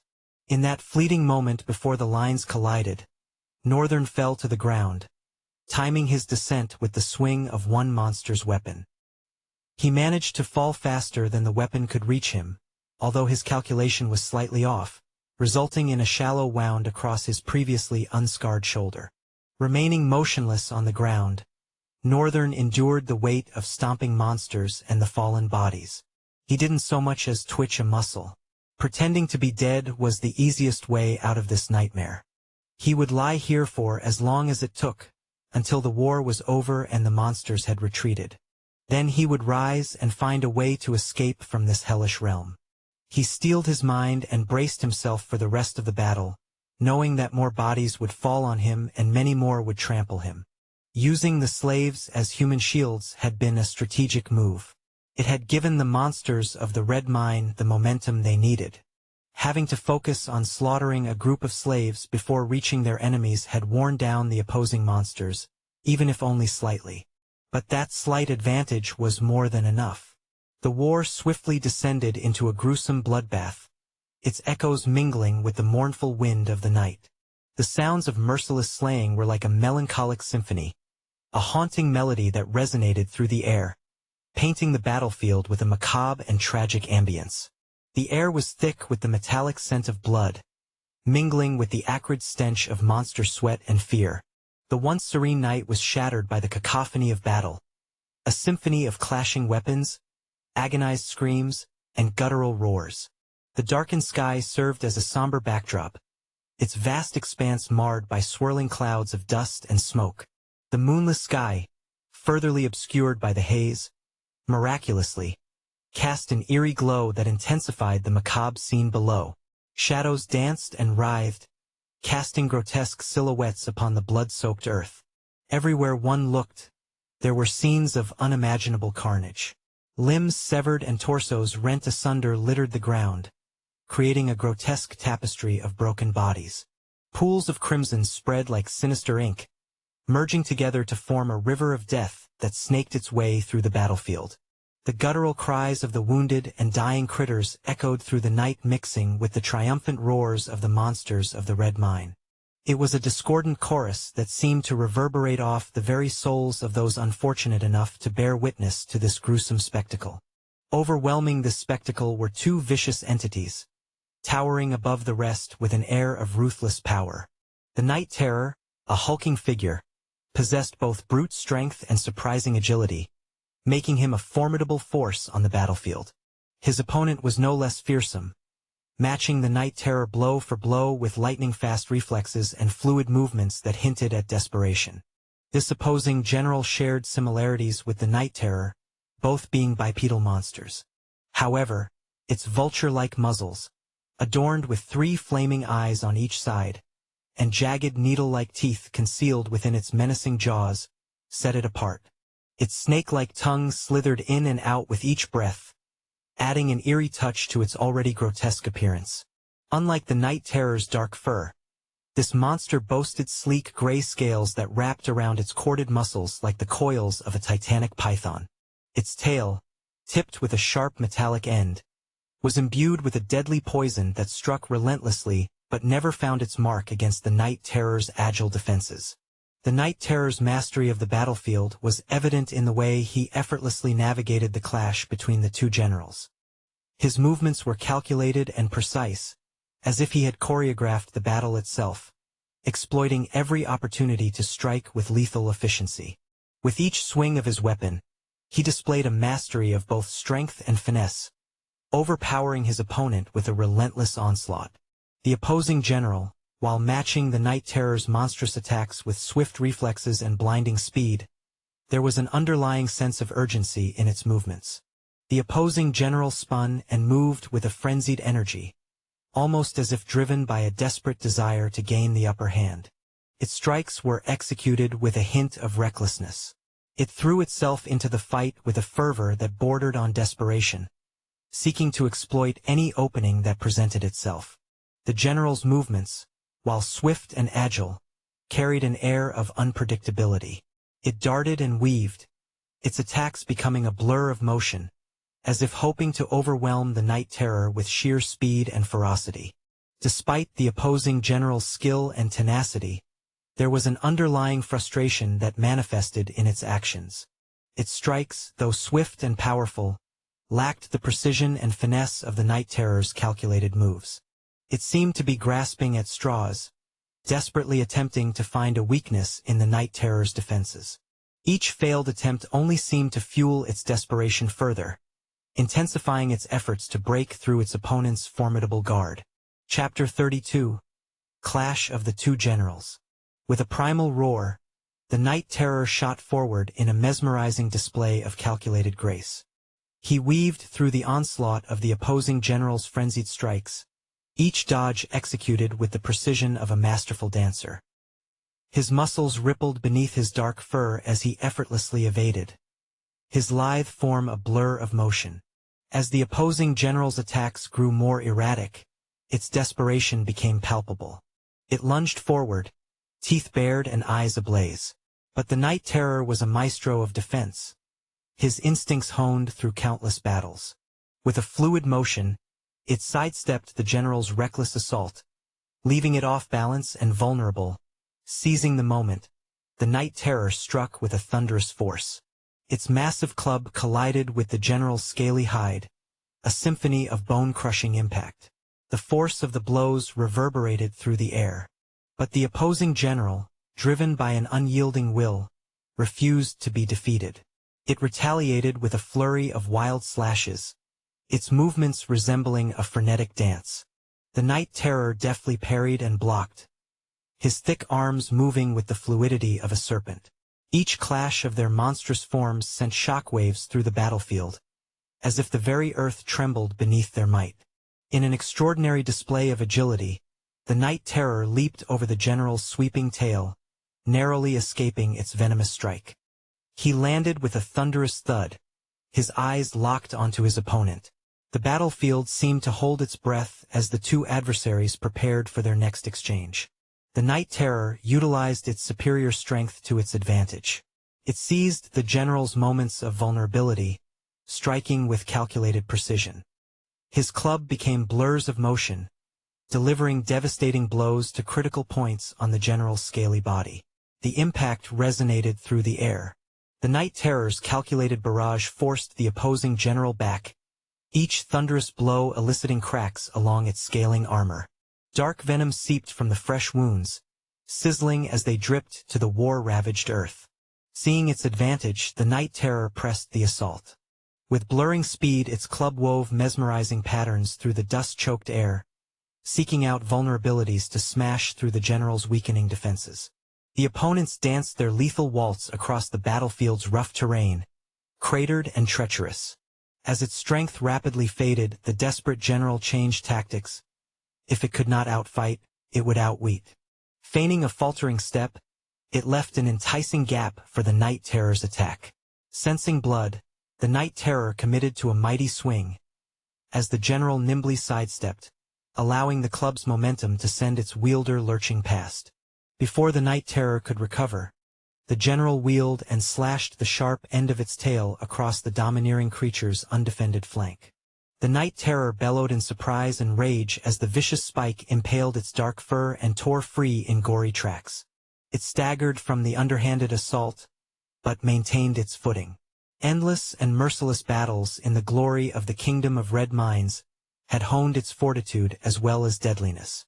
The monster stabbed its black talons into the part that had been slashed, tearing it up and leaving itself with an even vicious injury. A primal fury surged through the Night Terror, fueling its every move. Its wounded flank throbbed with pain, but it only served to stoke the fires of its rage and burn the chars of the poison. With blood mixed with the black fluid of poison dripping from its torn fur, the monster's eyes burned with an intensity that could scorch the very soul. After staring for a few seconds, the Night Terror released its grip on the club, making it slip out of its hand. The Night Terror lunged forward with fearsome determination, its movements no longer calculated and precise, but driven by an overwhelming desire to dominate. Its claws extended like deadly talons, slashing through the air with a ferocity that echoed the wildness of its heart. The opposing general, an abhorrent creature itself, sensing the unleashed fury of the Night Terror, faltered for a moment. Fear flickered in its eyes, a realization that it had awakened a force beyond its control. Yet defiance still lingered within its wounded form, a stubborn refusal to succumb without a fight. The Night Terror closed the distance in an instant, its monstrous strength propelling it forward like a force of nature. The impact of its assault was cataclysmic. With a single swipe of its clawed hand, it cleaved through the general's defenses, tearing through scales and sinew with a sickening crunch. The opposing monster cried out in anguish as its lifeblood spilled onto the ravaged earth. But even in that dying moment, it mustered one final act of defiance. With a desperate surge of energy, it lashed out, sinking its jagged needle teeth into the Night Terror's arm. A feral growl rumbled deep within the Night Terror's chest as it felt the opposing general's jaws sink into its arm. Pain seared through its monstrous form, fueling the blaze of its fury. With a primal snarl, The night terror unleashed a savage barrage of blows upon the general's head. Each strike landed with bone-shattering force, sending shockwaves rippling through the air. The general's scales cracked and splintered, its grip weakening with each devastating impact. Blood sprayed in crimson arcs, mixing with the dust of the battlefield. In a final act of desperation, the opposing general released its hold and attempted to scramble away. But the night terror would not allow such a shameless retreat. Its eyes glowed with an unholy fire as it lunged forward, closing the distance in a heartbeat. With a mighty swipe of its massive clawed hand, the night terror's strike caught the general's flank, tearing through flesh. The opposing monster howled in agony, its cries reverberating through the battlefield. The weight of its impending demise hung heavy in the air. But before the night terror could deliver the final blow, the general mustered a burst of fleeting strength. With a desperate surge, it managed to free itself from the monster's grasp and staggered to its feet. Blood trailed behind it, marking its path of retreat. The night terror's eyes blazed with an unyielding rage as it watched the general's feeble attempt to escape. It would not allow its adversary to flee without consequence. With a ground-shaking roar, the night terror gave chase, its monstrous form thundering across the battlefield. The general, its movements hindered by its wounds, stumbled and faltered. It could feel the night terror closing in, its relentless pursuit driving fear deeper into its already battered heart. The monster's dominance was undeniable, an overwhelming force that left no room for hope. As the general reached the edge of the battlefield, it cast one final desperate glance over its shoulder, meeting the night terror's burning gaze. In that moment, a mixture of terror and resignation filled its eyes, a silent acknowledgement of its imminent defeat. With a final burst of speed, the night terror closed the gap, its outstretched claws reaching for its retreating foe. But just as the monster's talons were about to find their mark, the general disappeared into the shadows of the surrounding forest, leaving the night terror standing at the precipice of its victory. The battlefield fell into an eerie silence, broken only by the heavy panting of the night terror and the distant clash of whatever was left of both armies. Night terror's chest heaved as it surveyed the battlefield, a testament to its domineering strength and unyielding will. With their general gone, more and more monsters were falling to the blades and fangs of the kingdom of Red Mine. The battlefield was scanty, with a flood of bodies sprawling on the ground. With a defiant howl that pierced the silence, the night terror raised its head to the dark sky, its thunderous roar echoing across the empty expanse. The ground trembled beneath its mighty form as it stood victorious, a silhouette against the backdrop of the battlefield. Witnessing the night terror's display of raw power, many of the opposing forces faltered, their resolve crumbling like brittle stone. Its domineering strength sent shockwaves through the enemy ranks, shattering their morale and instilling a deep sense of fear and doubt. The battlefield, once a fierce battleground, now became a chaotic scene of disarray and retreat. The night terror's triumph served as a rallying cry for forces of the kingdom of Red Mine, igniting a maddening ferocity in their eyes. Inspired by their general's domineering strength, they launched with a frenzied fervor, tearing through the remnants of their opposition with reckless abandon. As night terror's victory spread throughout the battlefield, it struck a heavy blow to the enemy composure. Their general, a supposed symbol of their strength and leadership, had shamelessly fled. With their morale shattered and their ranks in disarray, the enemy forces found it increasingly difficult to mount a coordinated defense. Night terror stared into the darkness of the forest one last time, as its allies brought the battle to a definite end, for now. Chapter 33, Reality of the Situation. Northern's eyes shot open, but to his surprise, there was no noticeable difference between having them open or closed. At some point, while enduring the numbing pain of being trampled on and the stench of the monsters that piled upon him, everything became distant. Somehow he managed to sleep through it all.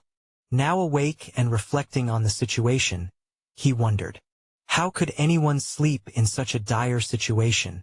Or maybe I was just tired. He excused himself and shifted his attention to his surroundings. Breathing slowly and silently, He listened for the faintest sounds that could indicate if the monsters were still engaged in battle. It would be a shame to have endured so much only to die now, so he waited cautiously, aware that the monsters could either be finishing their fight or looting the spoils of war. He had to be extremely careful, paying close attention to every detail. He remained motionless for several minutes, confirming that there was not a single sound before finally rising. Northern fought his way through the pile of bodies and emerged, standing in the center of the fresh battlefield. The ground was adorned with crimson blood, and bodies were strewn about haphazardly. The sight made him nauseous. He covered his mouth and nose with his hand to ward off the pungent smell of blood, feeling his heart squirm. No sane person could endure such a sight without being affected. The monsters' viscera were gruesomely exposed, their limbs twisted and contorted. Northern could only imagine the pain they must have felt. With a pale face, he shook his head and stooped down, picking up a weapon from one of the fallen monsters. It resembled a scimitar, with a crude curve that seemed eager to rend flesh. He tightened his grip around the handle, feeling its unfamiliar weight. It was a departure from the thin rod of an axe he had been wielding for the past few nights. Well, I'm sure I will eventually get used to it. Not that I can even use it, he muttered to himself. His gaze shifted to the pile of corpses he had just emerged from. After taking a couple of seconds to collect himself, he began to dissect the monsters, skillfully extracting their organs and soul cores. Harvesting organs and monster cores was something he excelled at. When he used to hunt with his father, they would gather these parts to sell, and sometimes Shin would give the cores to children in the town who were going through their first awakening, in hopes of increasing their chances of a second awakening. The first awakening marked the formation of their soul core and the awakening of their talent. The more soul essence they absorbed, the more saturated their own soul core would become. This played a crucial role when the walking came. By filling their soul cores, they would become physically stronger, even without having names or attributes. It provided them with a larger energy pool to utilize their talent abilities. However, they needed to become drifters to refine their soul cores further and draw out a richer soul essence. The difference between the soul essence of walkers and that of drifters was that for walkers it served as a mere pool for their abilities to be used, while drifters can use it broadly. Spirit release, application in martial arts or spell arts, activation of item skills. Everything about walkers was unrefined. Thanks to Shin's unwavering assistance, the villagers had grown to love his family and care for them deeply. Even the town chief turned to Shin when faced with a crisis. Adding to that, his son's flawlessly handsome appearance made his entire family known throughout the entire town, which sometimes bothered Northern. Thinking about it now, it stirred up some emotions within him. He held back the tears threatening to escape and focused on the task at hand, retrieving the soul cores. His eyes widened as he retrieved them. 2 soul cores? That's a savage rank, Northern gasped in surprise. With a suspicious frown on his face, he moved on to the next monster and began cutting it open. To his surprise, he found 2 soul cores again. This pattern continued with each monster he examined. Each one had at least 2 soul cores. Does this mean that both the forces from the Kingdom of Red Mine and their foes consist entirely of savage rank monsters? The realization struck him, and lines of stress formed beneath his eyes. The tiers of rifts corresponded to the rank and danger level of the monsters within them. Tier 1 rifts, fiends, savage. Tier 2 fiends, savages, beast. Tier 3 savages, beasts, hellion. Tier 4 savages, beasts, hellions, maelstrom. Tier 5 beasts, hellions, maelstrom, destroyer. Tier 6 beasts, hellions, maelstrom, destroyers, behemoth. Tier 7 hellions, maelstrom, destroyers, behemoths, Belial. Tier 8 maelstrom, destroyers, behemoths, Belials, Leviathan. Tier 9 destroyers, behemoths, Belials, Leviathans, Titan. Tier 10 behemoths, Belials, Leviathans, Titans, Infernal. Of course, what made these rifts truly dangerous were the danger level of monsters that resided within them.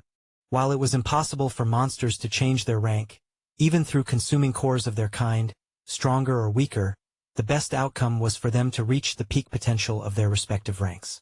Once that threshold was surpassed, the monsters would be classified into different danger levels. These danger levels served as indicators of a monster's unpredictability, making the rifts highly volatile and extremely perilous. Although Northern had not personally experienced these dangers firsthand, he was well acquainted with them through his extensive reading and his father's experience. Since arriving on the Dark Continent, he had encountered monsters with 2 cores, while those with a single core were a rare sight.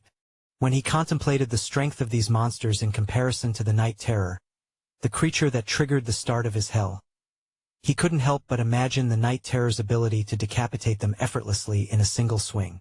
It was no coincidence. The Night Terror was indeed that formidable, given its position as the army's commander. Northern was certain that the Night Terror possessed the exact level of power he envisioned. It was likely a disaster-level Hellion, or perhaps even worse, a calamity level. The disparity between it and the monster guarding his prison did not seem too significant. That one is most likely a Hellion rank as well, but with a lower danger level, Northern speculated. However, there was no definitive way to ascertain this without a scout. Scouts were skilled drifters who possessed the talent abilities that allowed them to discern a monster's rank by knowing the number of soul cores it possessed without needing to dissect its abdomen. They were also responsible for determining the tiers of the rifts. Their missions involved venturing into the rifts to map them out, identifying the ranks and danger levels of the monsters within, documenting their locations, group dynamics, and the Rift Guardian. Typically, the Guardian held a rank 1 level higher than the other monsters, and there was only 1 Guardian per rift. I should probably acquire a talent that would enable me to determine such details in the future, Northern mused. He rose to his feet, revealing 2 more soul cores. His eyes narrowed with a hint of trepidation. Am I inside a Tier 3 rift? It was an unsettling realization for Second Awakening. Tier 1 rifts was the norm. There had never been a situation where a walker walked into a Tier 3 rift. Of course, he knew he wasn't walking right now. He didn't form a soul core. His first awakening failed. Without a first awakening, there was no reason for there to be a second. Hence, there was not subjected to walking even though his soul rank was walker. He knew little of the circumstances, but the act of being teleported was evidence enough that something was fishy somewhere. He had been intentionally brought to this place in all likelihood. Northern sighed. What good does pondering do? Let's focus on surviving for now. He glanced at the pile of soul cores he had gathered, then lifted his head to survey the ghastly scene of corpses strewn across the macabre field. His grip tightened on the scimitar's hilt as he proceeded to cut up the next monster. Chapter 34. Escape Plan, Part 1. No matter how much Northern enjoyed looting the cores of these monsters, he couldn't do it for all of them. Besides the lack of a bag to store them, he couldn't afford to stay any longer. Who knew how long it would be before another monster, especially Night Terror, appeared? He recalled how he was caught the last time, right after a war. It was possible that Night Terror had been surveying the area for any survivors. Northern didn't want to be a victim of the same situation twice. After burying the pile of soul cores he had looted, Northern covered up the hole and sighed. It was a strategic location that he was sure he would be able to find again when he returned. The area, once a green field, was now blackened, soaked in blood, and littered with monster corpses. 3 rocks stood sparsely in the landscape, one smaller than the other 2. He didn't need to search for long. He would spot it immediately. The pile of cores was buried right beside the smallest rock. After confirming once more that it was relatively safe, well, as safe as one could be in this rift, Northern turned to the rock. His chains were long enough for him to move his hand freely. He raised the sword and struck the chain repeatedly, creating a clanging sound that resounded throughout the plain.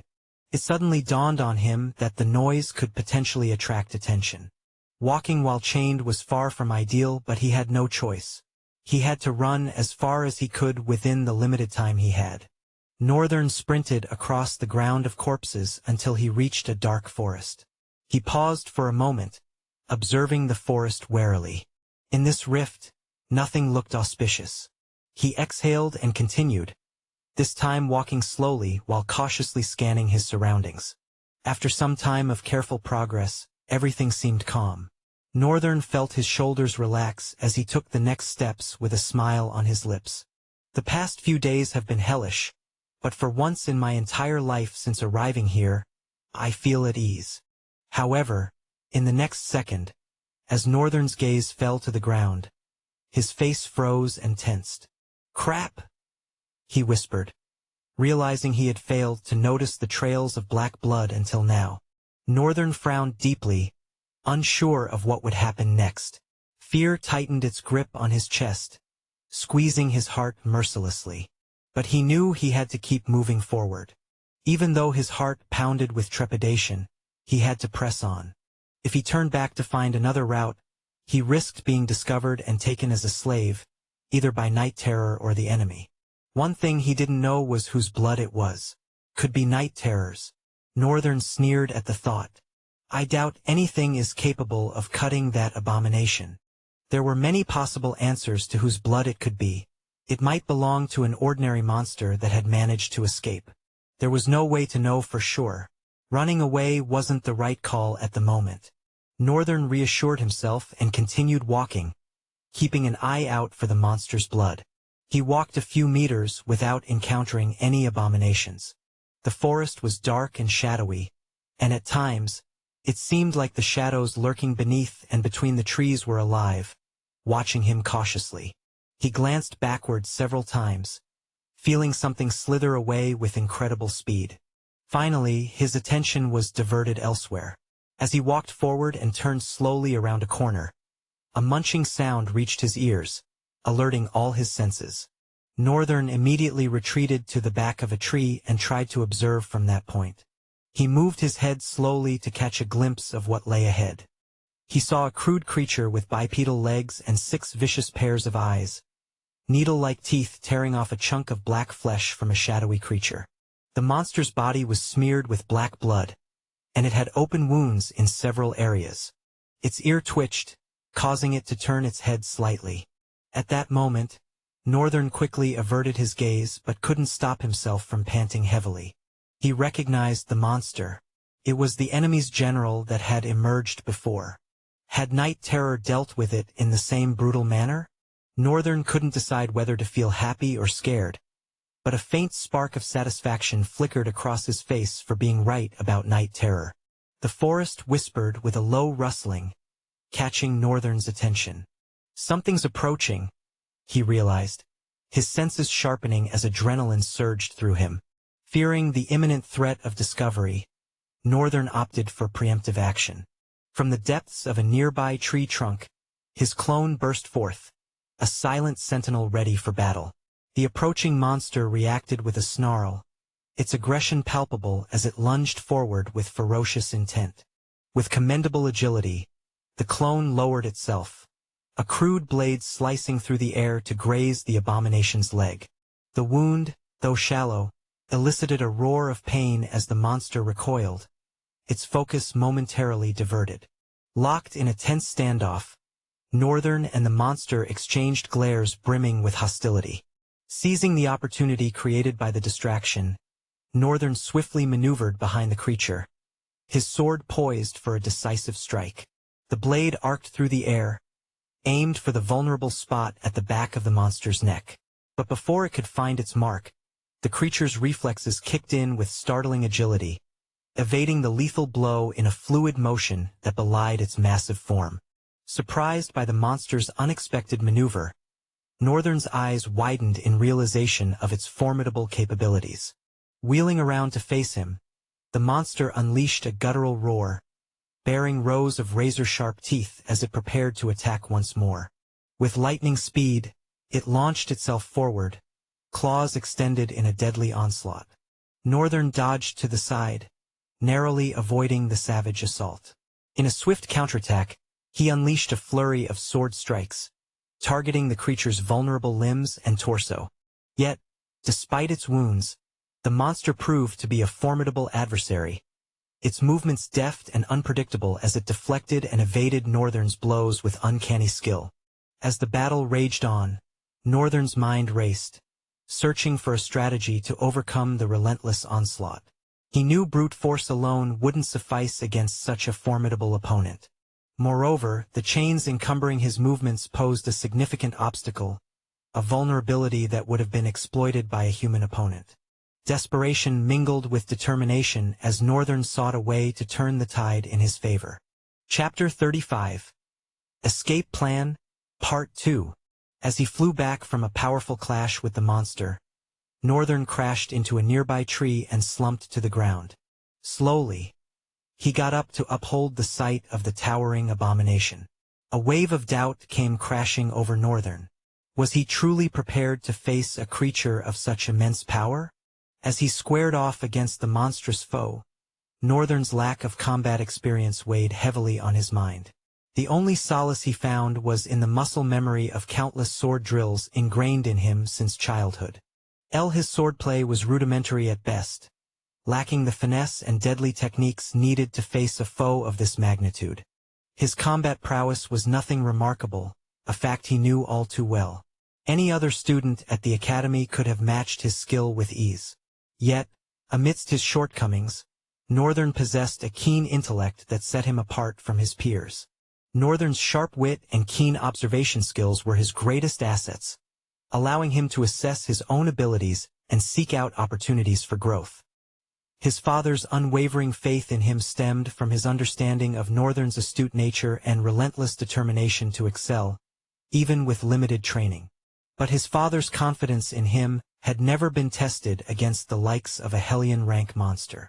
Even a seasoned vagrant rank drifter like Shin would have found the challenge daunting, let alone a walker like Northern with little combat experience to speak of. Northern's acceptance of the perilous situation was tempered by a grim understanding that his actions bordered on reckless bravado. Desperation coursed through him, fueling a reckless determination to survive at any cost. If he wanted to leave this hellhole alive, he would need to seize every opportunity, no matter how daunting the odds may seem. Northern's hand vibrated as he attempted to tighten it around the sword. The abomination loomed over both of them, its massive form heaving with each breath, eyes burning with a primal intensity that sent a shiver down Northern's spine. Black fluid leaked down its side, and yet it seemed unbothered. Northern squeezed his face. I have the upper hand. Somehow he just needed to hit where it already hurt. With an amusing determination, he streaked forward, his speed limited by the chains, but his clone was there to make up for the most part. It appeared from behind as Northern charged head front. The monster yanked forward both arms at the same time, frame of its hand writhing out like coily black whips, lashing out at both Northern simultaneously. Northern carried himself backward, narrowly escaping the onslaught. A drop of blood streamed down from a cut line on his face despite his desperate attempt. His clone, however, was more reckless. It dashed crazily, twisting itself beneath the whip, and yanking the rusting sword at the monster's side, stabbing with a ferocious power into the previous injury sustained from its previous foe. Northern's eyes widened. What the? But he had no time to be surprised about anything. Seeing how the monster was thrown off by that attack, this was the best moment to end things. More so, the rusting weapon he picked for his clone was now suspended in the monster's body. His clone was unprotected. He shot off like a bullet, the moment he was about to carve a crude arc, and cleave the monster's flesh while it was heading for his clone. The limit of the chains decided to become an enemy, stopping his hand movement just above the vicious Hellion. Shit! He gritted his teeth annoyingly. His hands were far apart. Northern apparently had been moving with a substantial amount of consciousness that he is in chains, so he tried to not get in the way of his own movement himself. However, because of the urgency of the situation, this last moment had him thrown off. As Northern's hand hovered just above the monster's flesh, time seemed to slow down. The chains that bound him became a cruel reminder of his limitations, hindering his ability to strike the final blow. Frustration and anger welled up inside him, but he refused to succumb to despair. He had come too far to give up now. With a surge of determination, Northern shifted his stance, attempting to leverage his body weight to break free from the chain's grip. The metallic links strained under the pressure, creaking and groaning, but they held firm. Northern's muscles burned with the effort, his veins pulsating with adrenaline. Meanwhile, his clone used that opportunity to recklessly dive in again, draw out the blade and continued its frenzied assault on the monster, slashing and hacking at its flesh with the rusting sword. The monster thrashed and roared in pain, its massive form trembling under the relentless assault. The clone fought with reckless abandon, giving Northern a moment to himself. Northern's mind raced, searching for a solution. Desperation gave way to inspiration as a daring plan formed in his mind. He had to find a way to defeat the monster without breaking free from the chains. With a quick calculation, Northern adjusted his strategy. He focused on evasive maneuvers, dodging the monster's attacks with agility and precision. He danced around the creature, using his speed and reflexes to stay one step ahead. Every swing of the monster's monstrous arms missed its mark, while Northern's clone continued to strike at its vulnerable spots. Northern's eyes narrowed as he spotted an opening, a momentary lapse in the monster's defenses. With a burst of speed, he lunged forward, his sword aimed at the creature's exposed side. But just as he was about to strike, the chains pulled him back, restraining his movement again. Frustration surged through Northern's veins, but he refused to let it consume him. This time he decided to pay more attention to the limits of the chain. He had to adapt, to find another way to exploit the monster's weakness. With a quick shift in tactics, he focused on distracting the creature, drawing its attention away from his clone. He acted as the bait. He let out a guttural shout. "Come at me, you bastard!" As the monster turned its gaze towards Northern, his clone seized the opportunity. It darted in, slashing at the monster's tendons and ligaments, hampering its movements. The creature howled in pain, its strikes becoming sluggish and uncoordinated. Northern's heart pounded in his chest as he watched his clone fight on. Everything about it had changed, its movement. Perhaps the experience in the wilderness while Northern was captured had built up. Plus it better executed the tasks that Northern thought of more than Northern could ever. He couldn't break free from the chains, but he could still contribute to the battle in his own way. He just had to keep thinking and focus on the battle. As long as he did, his clone who didn't have to think was not delayed by the fraction of second between thinking and execution of task. With every ounce of concentration, Northern analyzed the monster's movements, searching for weaknesses that he could exploit, which guided his clone, directing its strikes and maneuvers with precise timing. Together they formed a deadly duo, one the brain, the other muscle.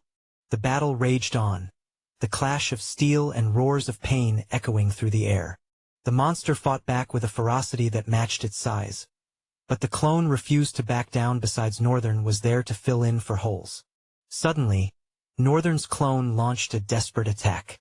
With a surge of strength, it plunged the rusting sword deep into the monster's heart. The creature let out a deafening roar, its body convulsing in its death throes.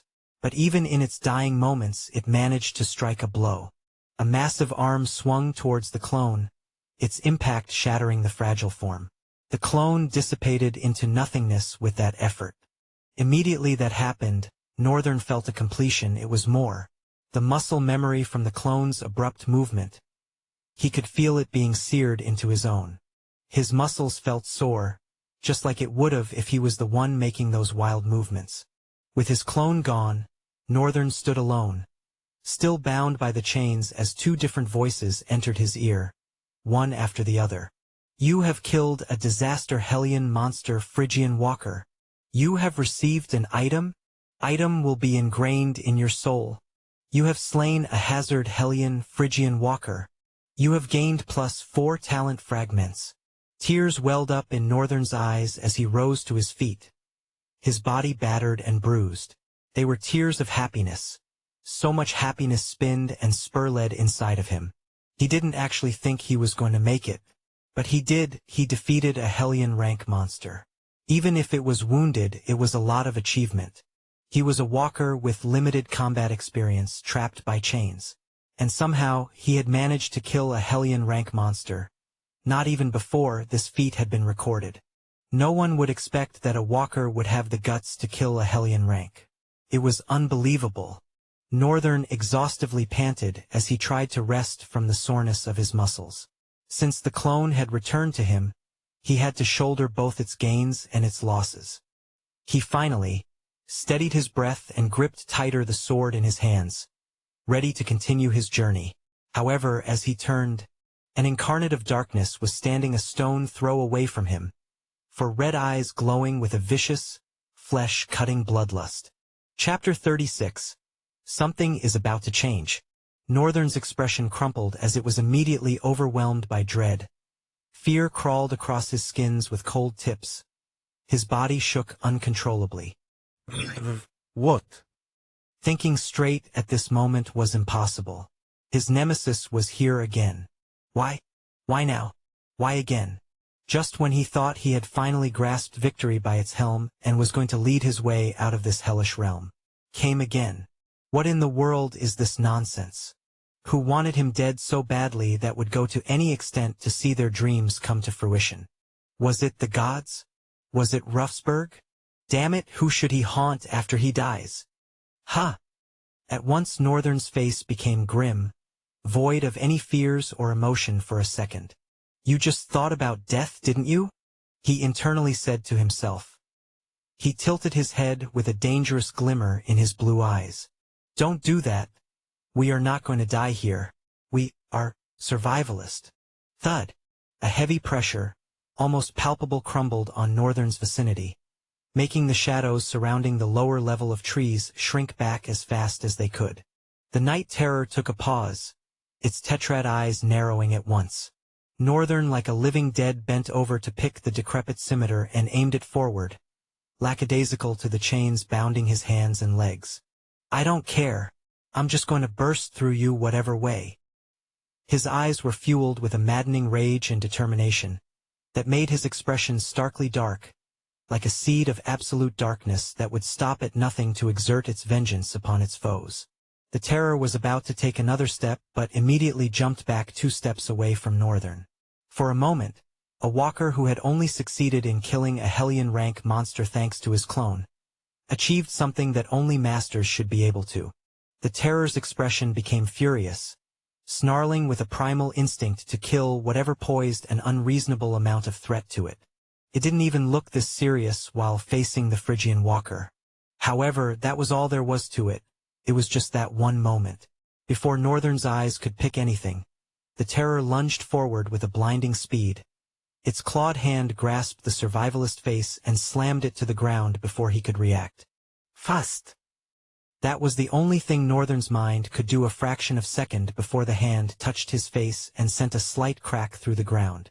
A jolt of headache viciously shot through his head, blood splattering out from his mouth as he wailed. It was a miracle he was even conscious. He tried to stand up, but the night terror held him down for a few seconds and looked around. The lifeless body of the general it pursued was sprawled across the ground not far from Northern. With an inquisitive gaze, it looked at the dead monster and looked at Northern, who was still struggling to stand up.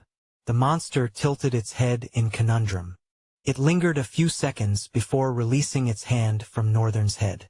The latter shot up as fast as he could and scuttled back staggering. The terror, however, did not seem to be in for the chase this time around. Northern frowned slightly. What is this? Night terror was standing in front of him with a blank expression on its monstrous face. It was doing nothing, no. If Northern wanted to guess what its expression was. It looks confused? That was right, the night terror looked like it was very conflicted about something. Northern's frown deepened. Should I try running away?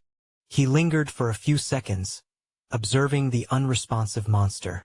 No, that would be suicidal. Maybe something is really wrong. Northern decided to not be reckless this time and trust his intuition. And that sharp-edged mind of his was telling him to silently stay and do nothing. Slowly, trying not to alert the terror unnecessarily, Northern lowered his legs and dropped the decrepit blade, although he tried to do it softly but couldn't totally kill the metallic ring of the rundown blade. The night terror stared a little bit more intense than before for a few seconds before it looked back at the corpse of the monster. It seemed to shrug as it started to walk forward. At this point, Northern was desperately hoping he had made the right call. He'd never forgive himself if his head flew off before he got the chance to defend himself. Not that it was going to mean much anyway. If the Night Terror was dead bent on killing him, he doubted if anything would be able to stop it. The monster got to his front. Northern's legs were shaking. The monster bent and picked up his blade, then walked away. For a moment, a wave of relief washed over Northern's heart. It was like he drank a cold water after being in the sun for an entire day. He watched the monster as it took prideful stride to the corpse of the Phrygian walker. Then in a flash, swung the sword and separated the head of the monster from its body. Then it walked back to Northern. This time, Northern was not shaking like before. He could tell at this point that this abhorrent creature was not going to kill him. The monster stood in front of him, arrogantly grabbed the links of his chain right in the middle and hurled him after him as it began to move. Northern's steps floundered, but he managed to keep up, staring at the monster's back with a vehement passion for vengeance. "I swear, even if it will be the last thing I do, my soul will see no rest until I end you with my own 2 hands." Northern vowed as the Night Terror hauled him away to the kingdom of Red Mine. For the second time. This time, however, his circumstances were different. He was conscious. Maybe it was a good thing or a bad thing, Northern couldn't tell, but he was sure something was about to change. Chapter 37. Lord of the Castle.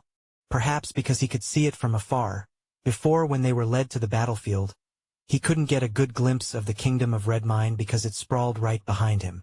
It was a magnificent sight, yet crude in a disturbing way. The kingdom of Red Mine was like a scar upon the earth, its towering red mountains stretching endlessly into the horizon under the perpetual shroud of the gray, starless sky. The land itself bore the hue of dried blood, as if a rain of blood had endlessly plagued the land at some point in the past. Situated at the edge of this foreboding domain loomed a grim fortress. It was the first point of entry before heading towards the Red Mine, which was weird, considering that most kingdom castles were always centered in the middle of the kingdom. But the castle of Red Mine sat at the edge of the kingdom. Its weathered stone walls rose defiantly from the rugged terrain, bearing the scars of centuries past. Deep cracks marred the surface, testifying to the relentless passage of time, while the once grand towers now stood as crumbling sentinels, their spires reaching towards the oppressive sky. Rust consumed the metal doors that guarded its entrance, their once shining surfaces now tarnished and corroded. Northern's eyes glided up as the monster stopped in front of the large, rusting gate. Even in its dilapidated state, the massive worn-out metal remained a grim barrier against intrusion, a warning to any who would dare to challenge the kingdom's dominion. Northern gulped as the door let out a creaking growl while it slowly slid open. Inside the castle, as expected, several cacophonies of monsters stood vigilant, their forms a grotesque amalgamation of nightmare and reality. Some possessed bipedal legs like Night Terror, their movements eerily reminiscent of predatory beasts stalking their prey. Others took on a more humanoid guise, their twisted features warped by dark influence. For eyes gleamed with feral intelligence, while ears twitched with heightened senses as Northern and the Night Terror walked slowly into the castle. Northern carefully observed, his heart pounding so loudly that he worried they would hear. Every step felt like he was walking down the path of destruction, creatures of vile brutality keenly staring at him from both sides. For reasons unknown, none of them dared to stop Night Terror or get in his way. They entered the main chamber, walked down the dark aisle that led to the inner chamber, the throne room. Entering through the towering doors, heavy with age and adorned with intricate but faded carvings depicting scenes of conquest and domination, Northern and the Night Terror were met with a chilling tableau of opulent decay. The room itself was cavernous, with high ceilings that seemed to vanish into the shadows above.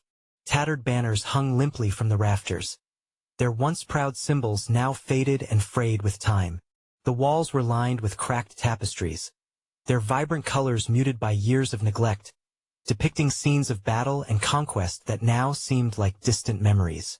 Looking around, Northern couldn't help but be intimidated by a sense of dark supremacy.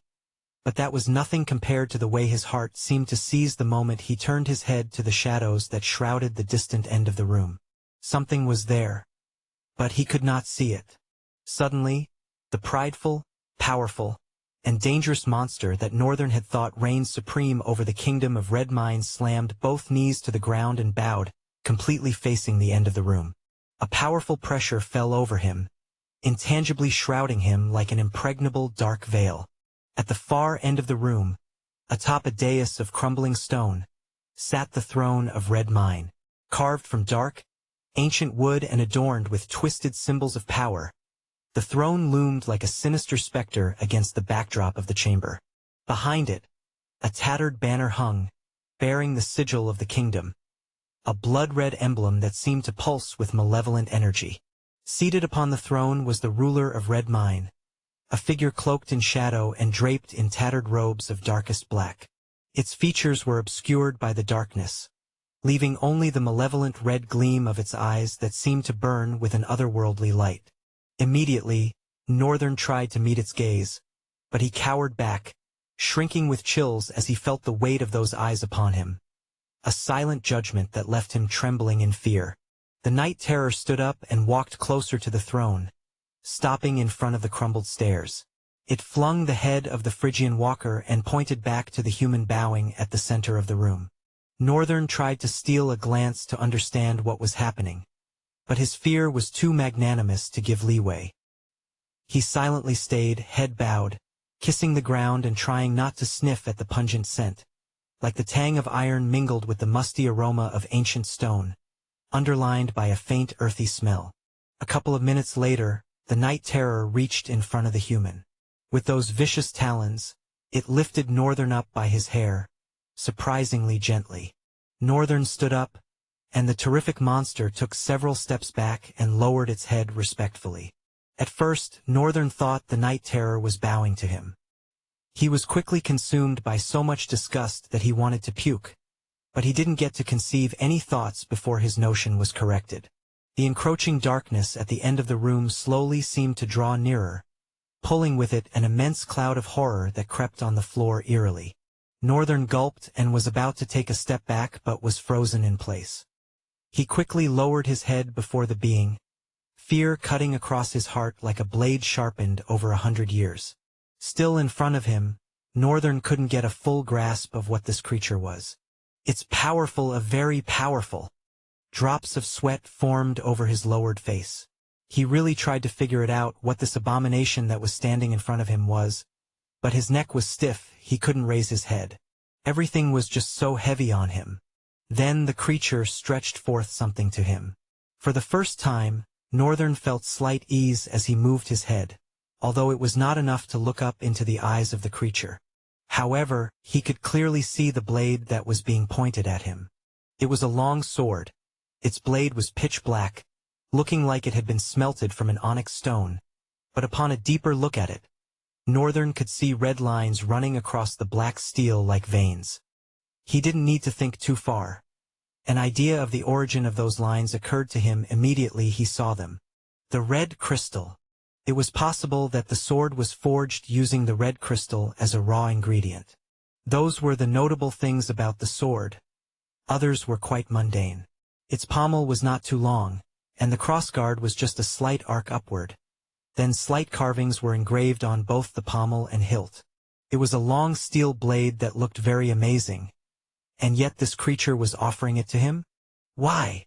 Northern wondered. Chapter 38. Rank up. Northern didn't want to delay receiving a gift from an embodiment of darkness like this for too long. With trembling hands, he outstretched his pale limbs and received the sword. Then, without a word, the creature returned to where it was originally seated. Northern could swear he didn't catch a glimpse of it moving. In fact, it looked like it had been seated there the whole time. But Northern was sure the creature had come towards him. The sword was still in his hand, and his pores were widened, hair standing on end in alert. Belatedly, as he looked at his hand, he noticed. A slight frown appeared on his face. When? The chains that bound his legs and hands had dissolved into black sand. Northern had no idea when this had happened. He was very sure the creature didn't come into contact with him in any way. Northern felt a little ache in his brows as he furrowed them, looking at his free hand and the tenebrous longsword in his hands. Then something happened. You have accomplished something great. You are on the road to discovery. You have received an attribute. Formless. You have received a superior rank item. Item shall be attuned to your soul. Northern was sure he didn't hear wrong. The item received from the monster became attuned to his soul. If I remember well, I also received an item from killing that damned Phrygian monster. The Night Terror walked forward, gesturing for Northern to follow with a flip of its grotesque hand. Northern instinctively went after it. Anything to get out of this place. It was just a thought that came across his mind as he walked out of the threatening room and stole a last glance at the ruler seated indifferently in the middle of it. If by chance, the guardian of this rift is that thing, and I have to defeat it before being able to leave this rift. Northern shook his head pitifully at himself. He tried to broaden his vision and dream really far. But defeating that thing, he felt like he was deluding himself. That thing, he was sure, was not a Hellion rank. And most importantly, if that monster was higher than a Hellion rank, then that meant he was not in a Tier 3 rift but a Tier 4. Now that was an even more demoralizing realization. A walker in a Tier 4 rift? Really? Who did I offend to deserve such a cruel fate? He almost bit his tongue as he smacked his teeth while walking. He looked at the back of the Night Terror. Still, things are kind of progressing, I guess. I am walking right now, behind a monster I hate so much. I want to stab him from the back and gut the hell out of him. But that'll probably be the most stupid thing I've done. He exhaled through his mouth, subtly releasing the air of anger that boiled within him.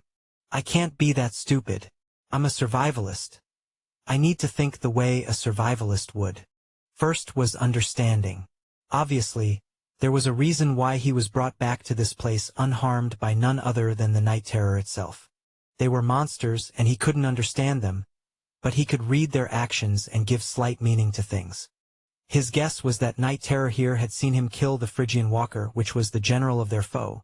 As simple-minded monsters, they must have thought he was a slave that survived and even pursued the general to kill him. No, Night Terror isn't that dumb. He could have suspected that I was trying to run away. Northern squinted his eyes. The chains. His eyes widened with a radiant sparkle.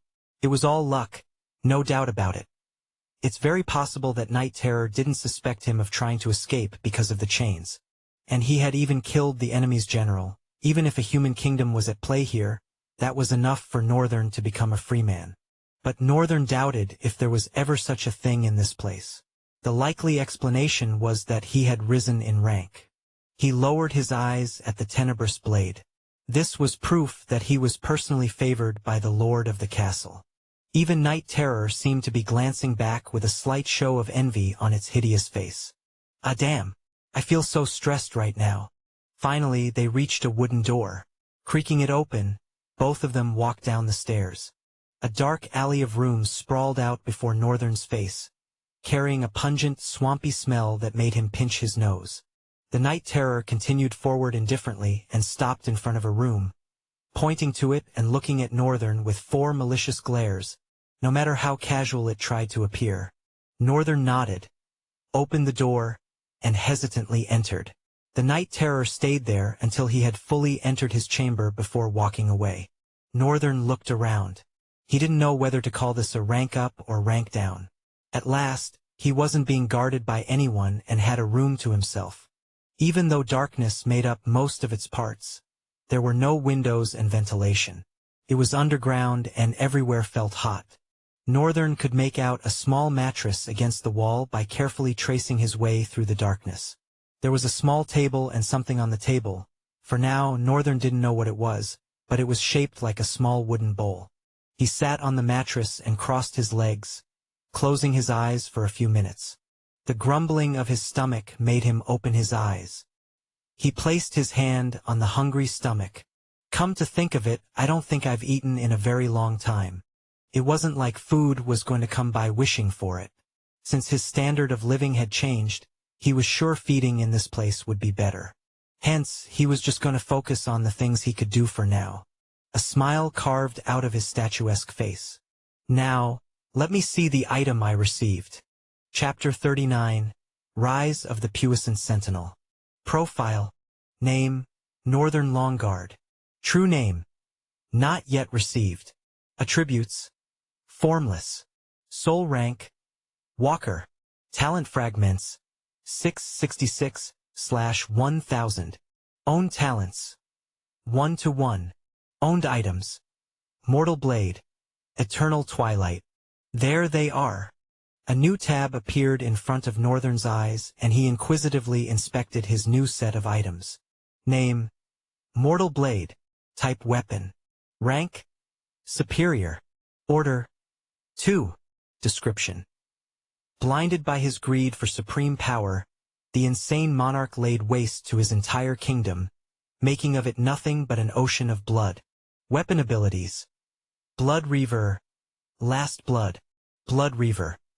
Mortal Blade will absorb blood from its target to heal the wounds of its wielder. However, the blood must be crimson. Last Blood. When the wielder is at the point of death, Mortal Blade might exchange the blood state of its wielder for that of its target. However, a hit must be made before this ability can be activated. Northern covered his gaping mouth. He didn't know if he should cry or laugh, but a big wide grin spread across his face a second later. Yes. He smothered his scream, letting it out as a whisper so as not to cause unnecessary disturbance. The blade he received from the lord of the castle undoubtedly was amazing. Besides, it was of the superior rank. Powers of weapons were measured using a ranking process. For rifts it was tier, for talents it was class, for attributes it was a ranking system, and for soul it was ranking too. Weapons, soul and talents were automatically decided by UL. The one for rifts were put together by experts from ancient days after careful introspection. Along the line UL naturally adopted it too. Even though weapons, attributes and soul used ranking systems, their ranking were vastly different. Weapons from low to high ranking were normal, superior, enchanted, arcane, lordly, heroic, legendary, ancient, divine, abyssal, fated. While attributes ranking were ordinary, unique, mystic, divine, abyssal, fated. And for talents it was FEDCBASSSSSX. All this ranks come together were what built the formidability of a drifter. Of course, weapons still had what was called order, which was totally dependent on the origin of the weapon and outlined the amount of abilities they possessed. For example, a weapon of order I would possess only one ability, while a weapon of order 6 would possess 6 abilities. Northern fisted his hand. This was a jackpot. Getting an order 2 superior weapon from a monster was an impossible feat, but he still had something else to see. He dismissed the panel in front of him, summoning the next one. Name, Eternal Twilight. Type, Armor. Rank, Enchanted. Order, 1. Description. The Twilight usually donned this armor with pride. Oh, how joyful he looked when he marched to war at the dawn of the day and rode back on the helm of victory at dusk. What is left of it now is corruption and carnage. Order ability. Mistwalker. Mistwalker. The white and brown leather armor releases thin wisps of fog and dust from its seams. You can teleport to areas within the fog. Once this ability has been used, it can't be used again until dawn. Northern couldn't help but grin again. It couldn't have gotten better.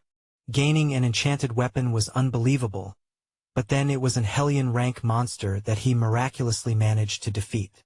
Both items were amazing. Mortal Blade seemed more interesting, but Eternal Twilight was great too. However, a second later Northern's expression became sullen. That was because there was a fatal flaw. Since he was just a walker, the only effect his soul essence served was to use his talent ability. Wait! Northern paused his thought process. That should only apply to walkers who actually have a soul core, right? A smile parted his lips. This could work. He squinted his eyes and summoned the Eternal Twilight. Thousands of ethereal strings silently squirmed around his body, weaving into each other. In a couple of seconds, his body shone through the pitch darkness, shrouding the place in a second of illumination. As the light dimmed, a white cloth and leather armor artistically shrouded his frame. A flowing cloak of the dirty white billowed behind him, its silken fabric contrasting with the rest of his hardened garb. Intricate armor of hardened brown leather encompassed his body, each section seamlessly integrated together into a formidable raiment. The breastplate had been carefully molded into an athletic form, with angular contours following the lines of Northern's lean physique, as they would have matched to any others. Sturdy pauldrons of articulated leather reinforced the spalders on either side, permitting a full range of muscular motion. A pair of sleek gauntlets sheathed Northern's forearms with muted brown leather, steel studs glinting between flexible bands that shifted with each flex of the fingers. The smooth greaves betrayed no weaknesses in their construction, protecting his legs with their unmarred facade up to mid-thigh. In a moment, Northern had transformed into a puissant sentinel armored, in a dichotomy of ethereal grace and uncompromising resilience against darkness. He looked splendidly different from the scrawny, shirtless slave he was a second ago. Even though his cheeks were still bony and eyes deeper in their socket than they should be, Northern still exuded the aura of a reliable warrior. He moved his hand around. "It's easy to move around. I don't feel any restraint at all." He stood from his bed and took 3-5 steps. It was the most he could go in this small corner of his. Knock, knock. Northern heard the knock on the door as he continued to admire himself. With a tentative gesture, he opened the door. In front of his room was standing a horrific creature with burnt face. Northern looked down to avoid seeing any more of its disturbing face. A wooden tray with 2 separate plates held together by its austere claws. Northern collected the tray and politely walked away. After the monster moved away from his door, he closed it with his legs and managed to drop the tray on the table.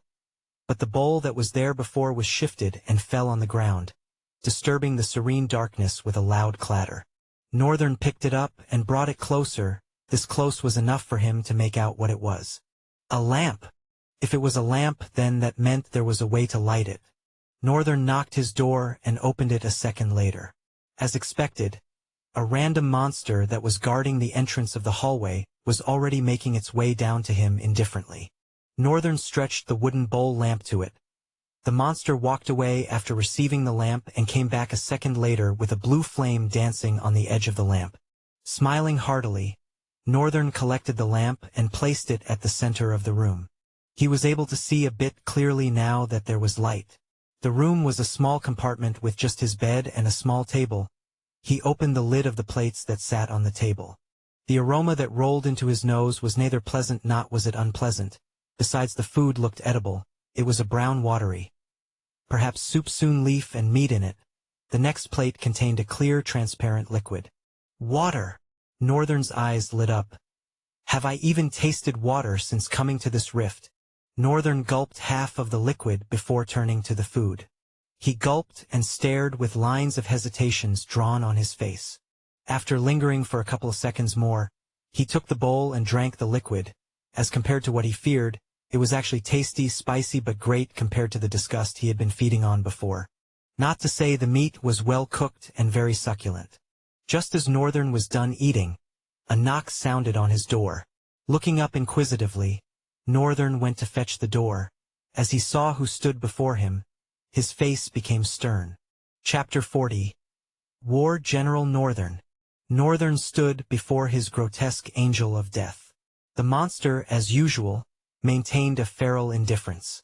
Whether he was a slave or no longer one, it did not seem to care.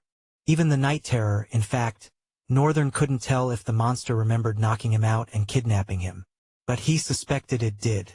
Something then happened that made Northern's eyes widen. The grotesque monster lowered its head and took a step back as Northern attempted to walk. Northern paused. A confused frown etched on his face. Eh? What is this? The monster that he suspected might be of Hellion rank was bowing to him. Cautiously, Northern made his way through the door, still looking with unbelieving eyes. As he walked forward, the monster followed behind him, but Northern had glanced back more than 10 times before they reached halfway to the entrance of the dark alley. He stopped, turned to the monster with a dark frown. He pointed at it and then forward. "How about you walk in front and I'll walk behind you?" he instructed with a furrowed brow. The monster, without unnecessary movements, put one leg after the other and ventured forward. Raising his brows, Northern mused internally. Interesting, they understand well. It wasn't far-fetched considering there was a slight spark of intelligence in the way they looked. They went forward, and after a couple of minutes, they reached the surface, and after a few more treks, they emerged at the yard of the castle. There were several hideous creatures, most with bipedal legs and black fur, almost resembling the night terror but far inferior in size and aura of destructibility. They did not make him cower in the least.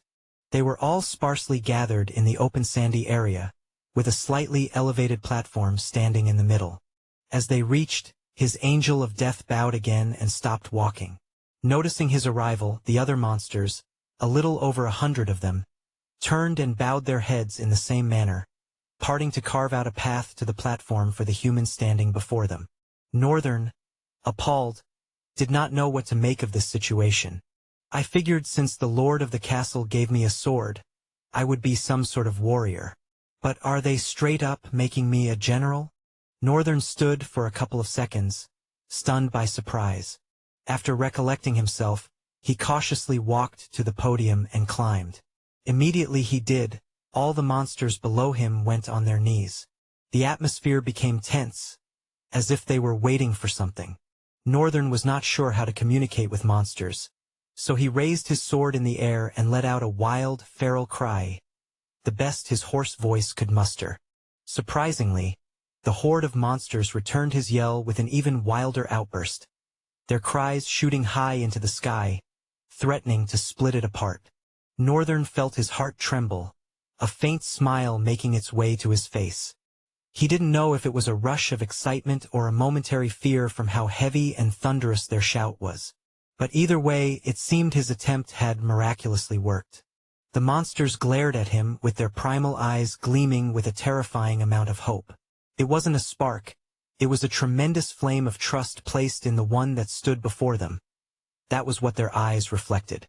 Northern collected himself and looked down with a slight show of surprise. Did I really just become a war general? It seemed that was the case.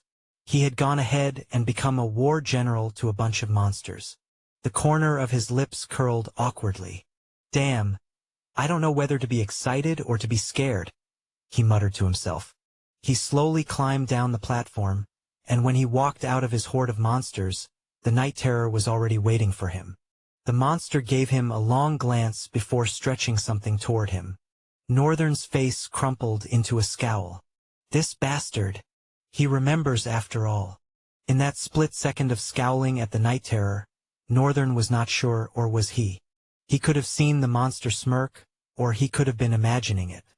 He collected his cross-bottomless bag regardless and stared at the monster with no particular emotion.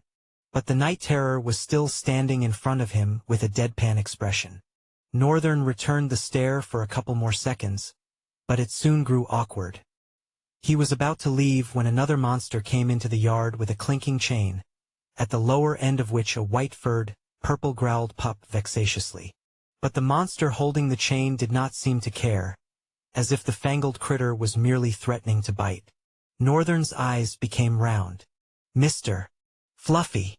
The vexed pup suddenly paused its arrogant snarls at the monster and threw its head forward. Its eyes lit up with sparkles the next second, its tail-less backside dancing left and right. The night terror gestured toward the monster with a hand wave. The latter crouched and removed the shackles from the critter's neck. Even as the monster tried to free it, Mr. Fluffy snarled desperately at it, teeth still sharp and white as needles, consistently throwing its head toward Northern, anxiously waiting to run to him.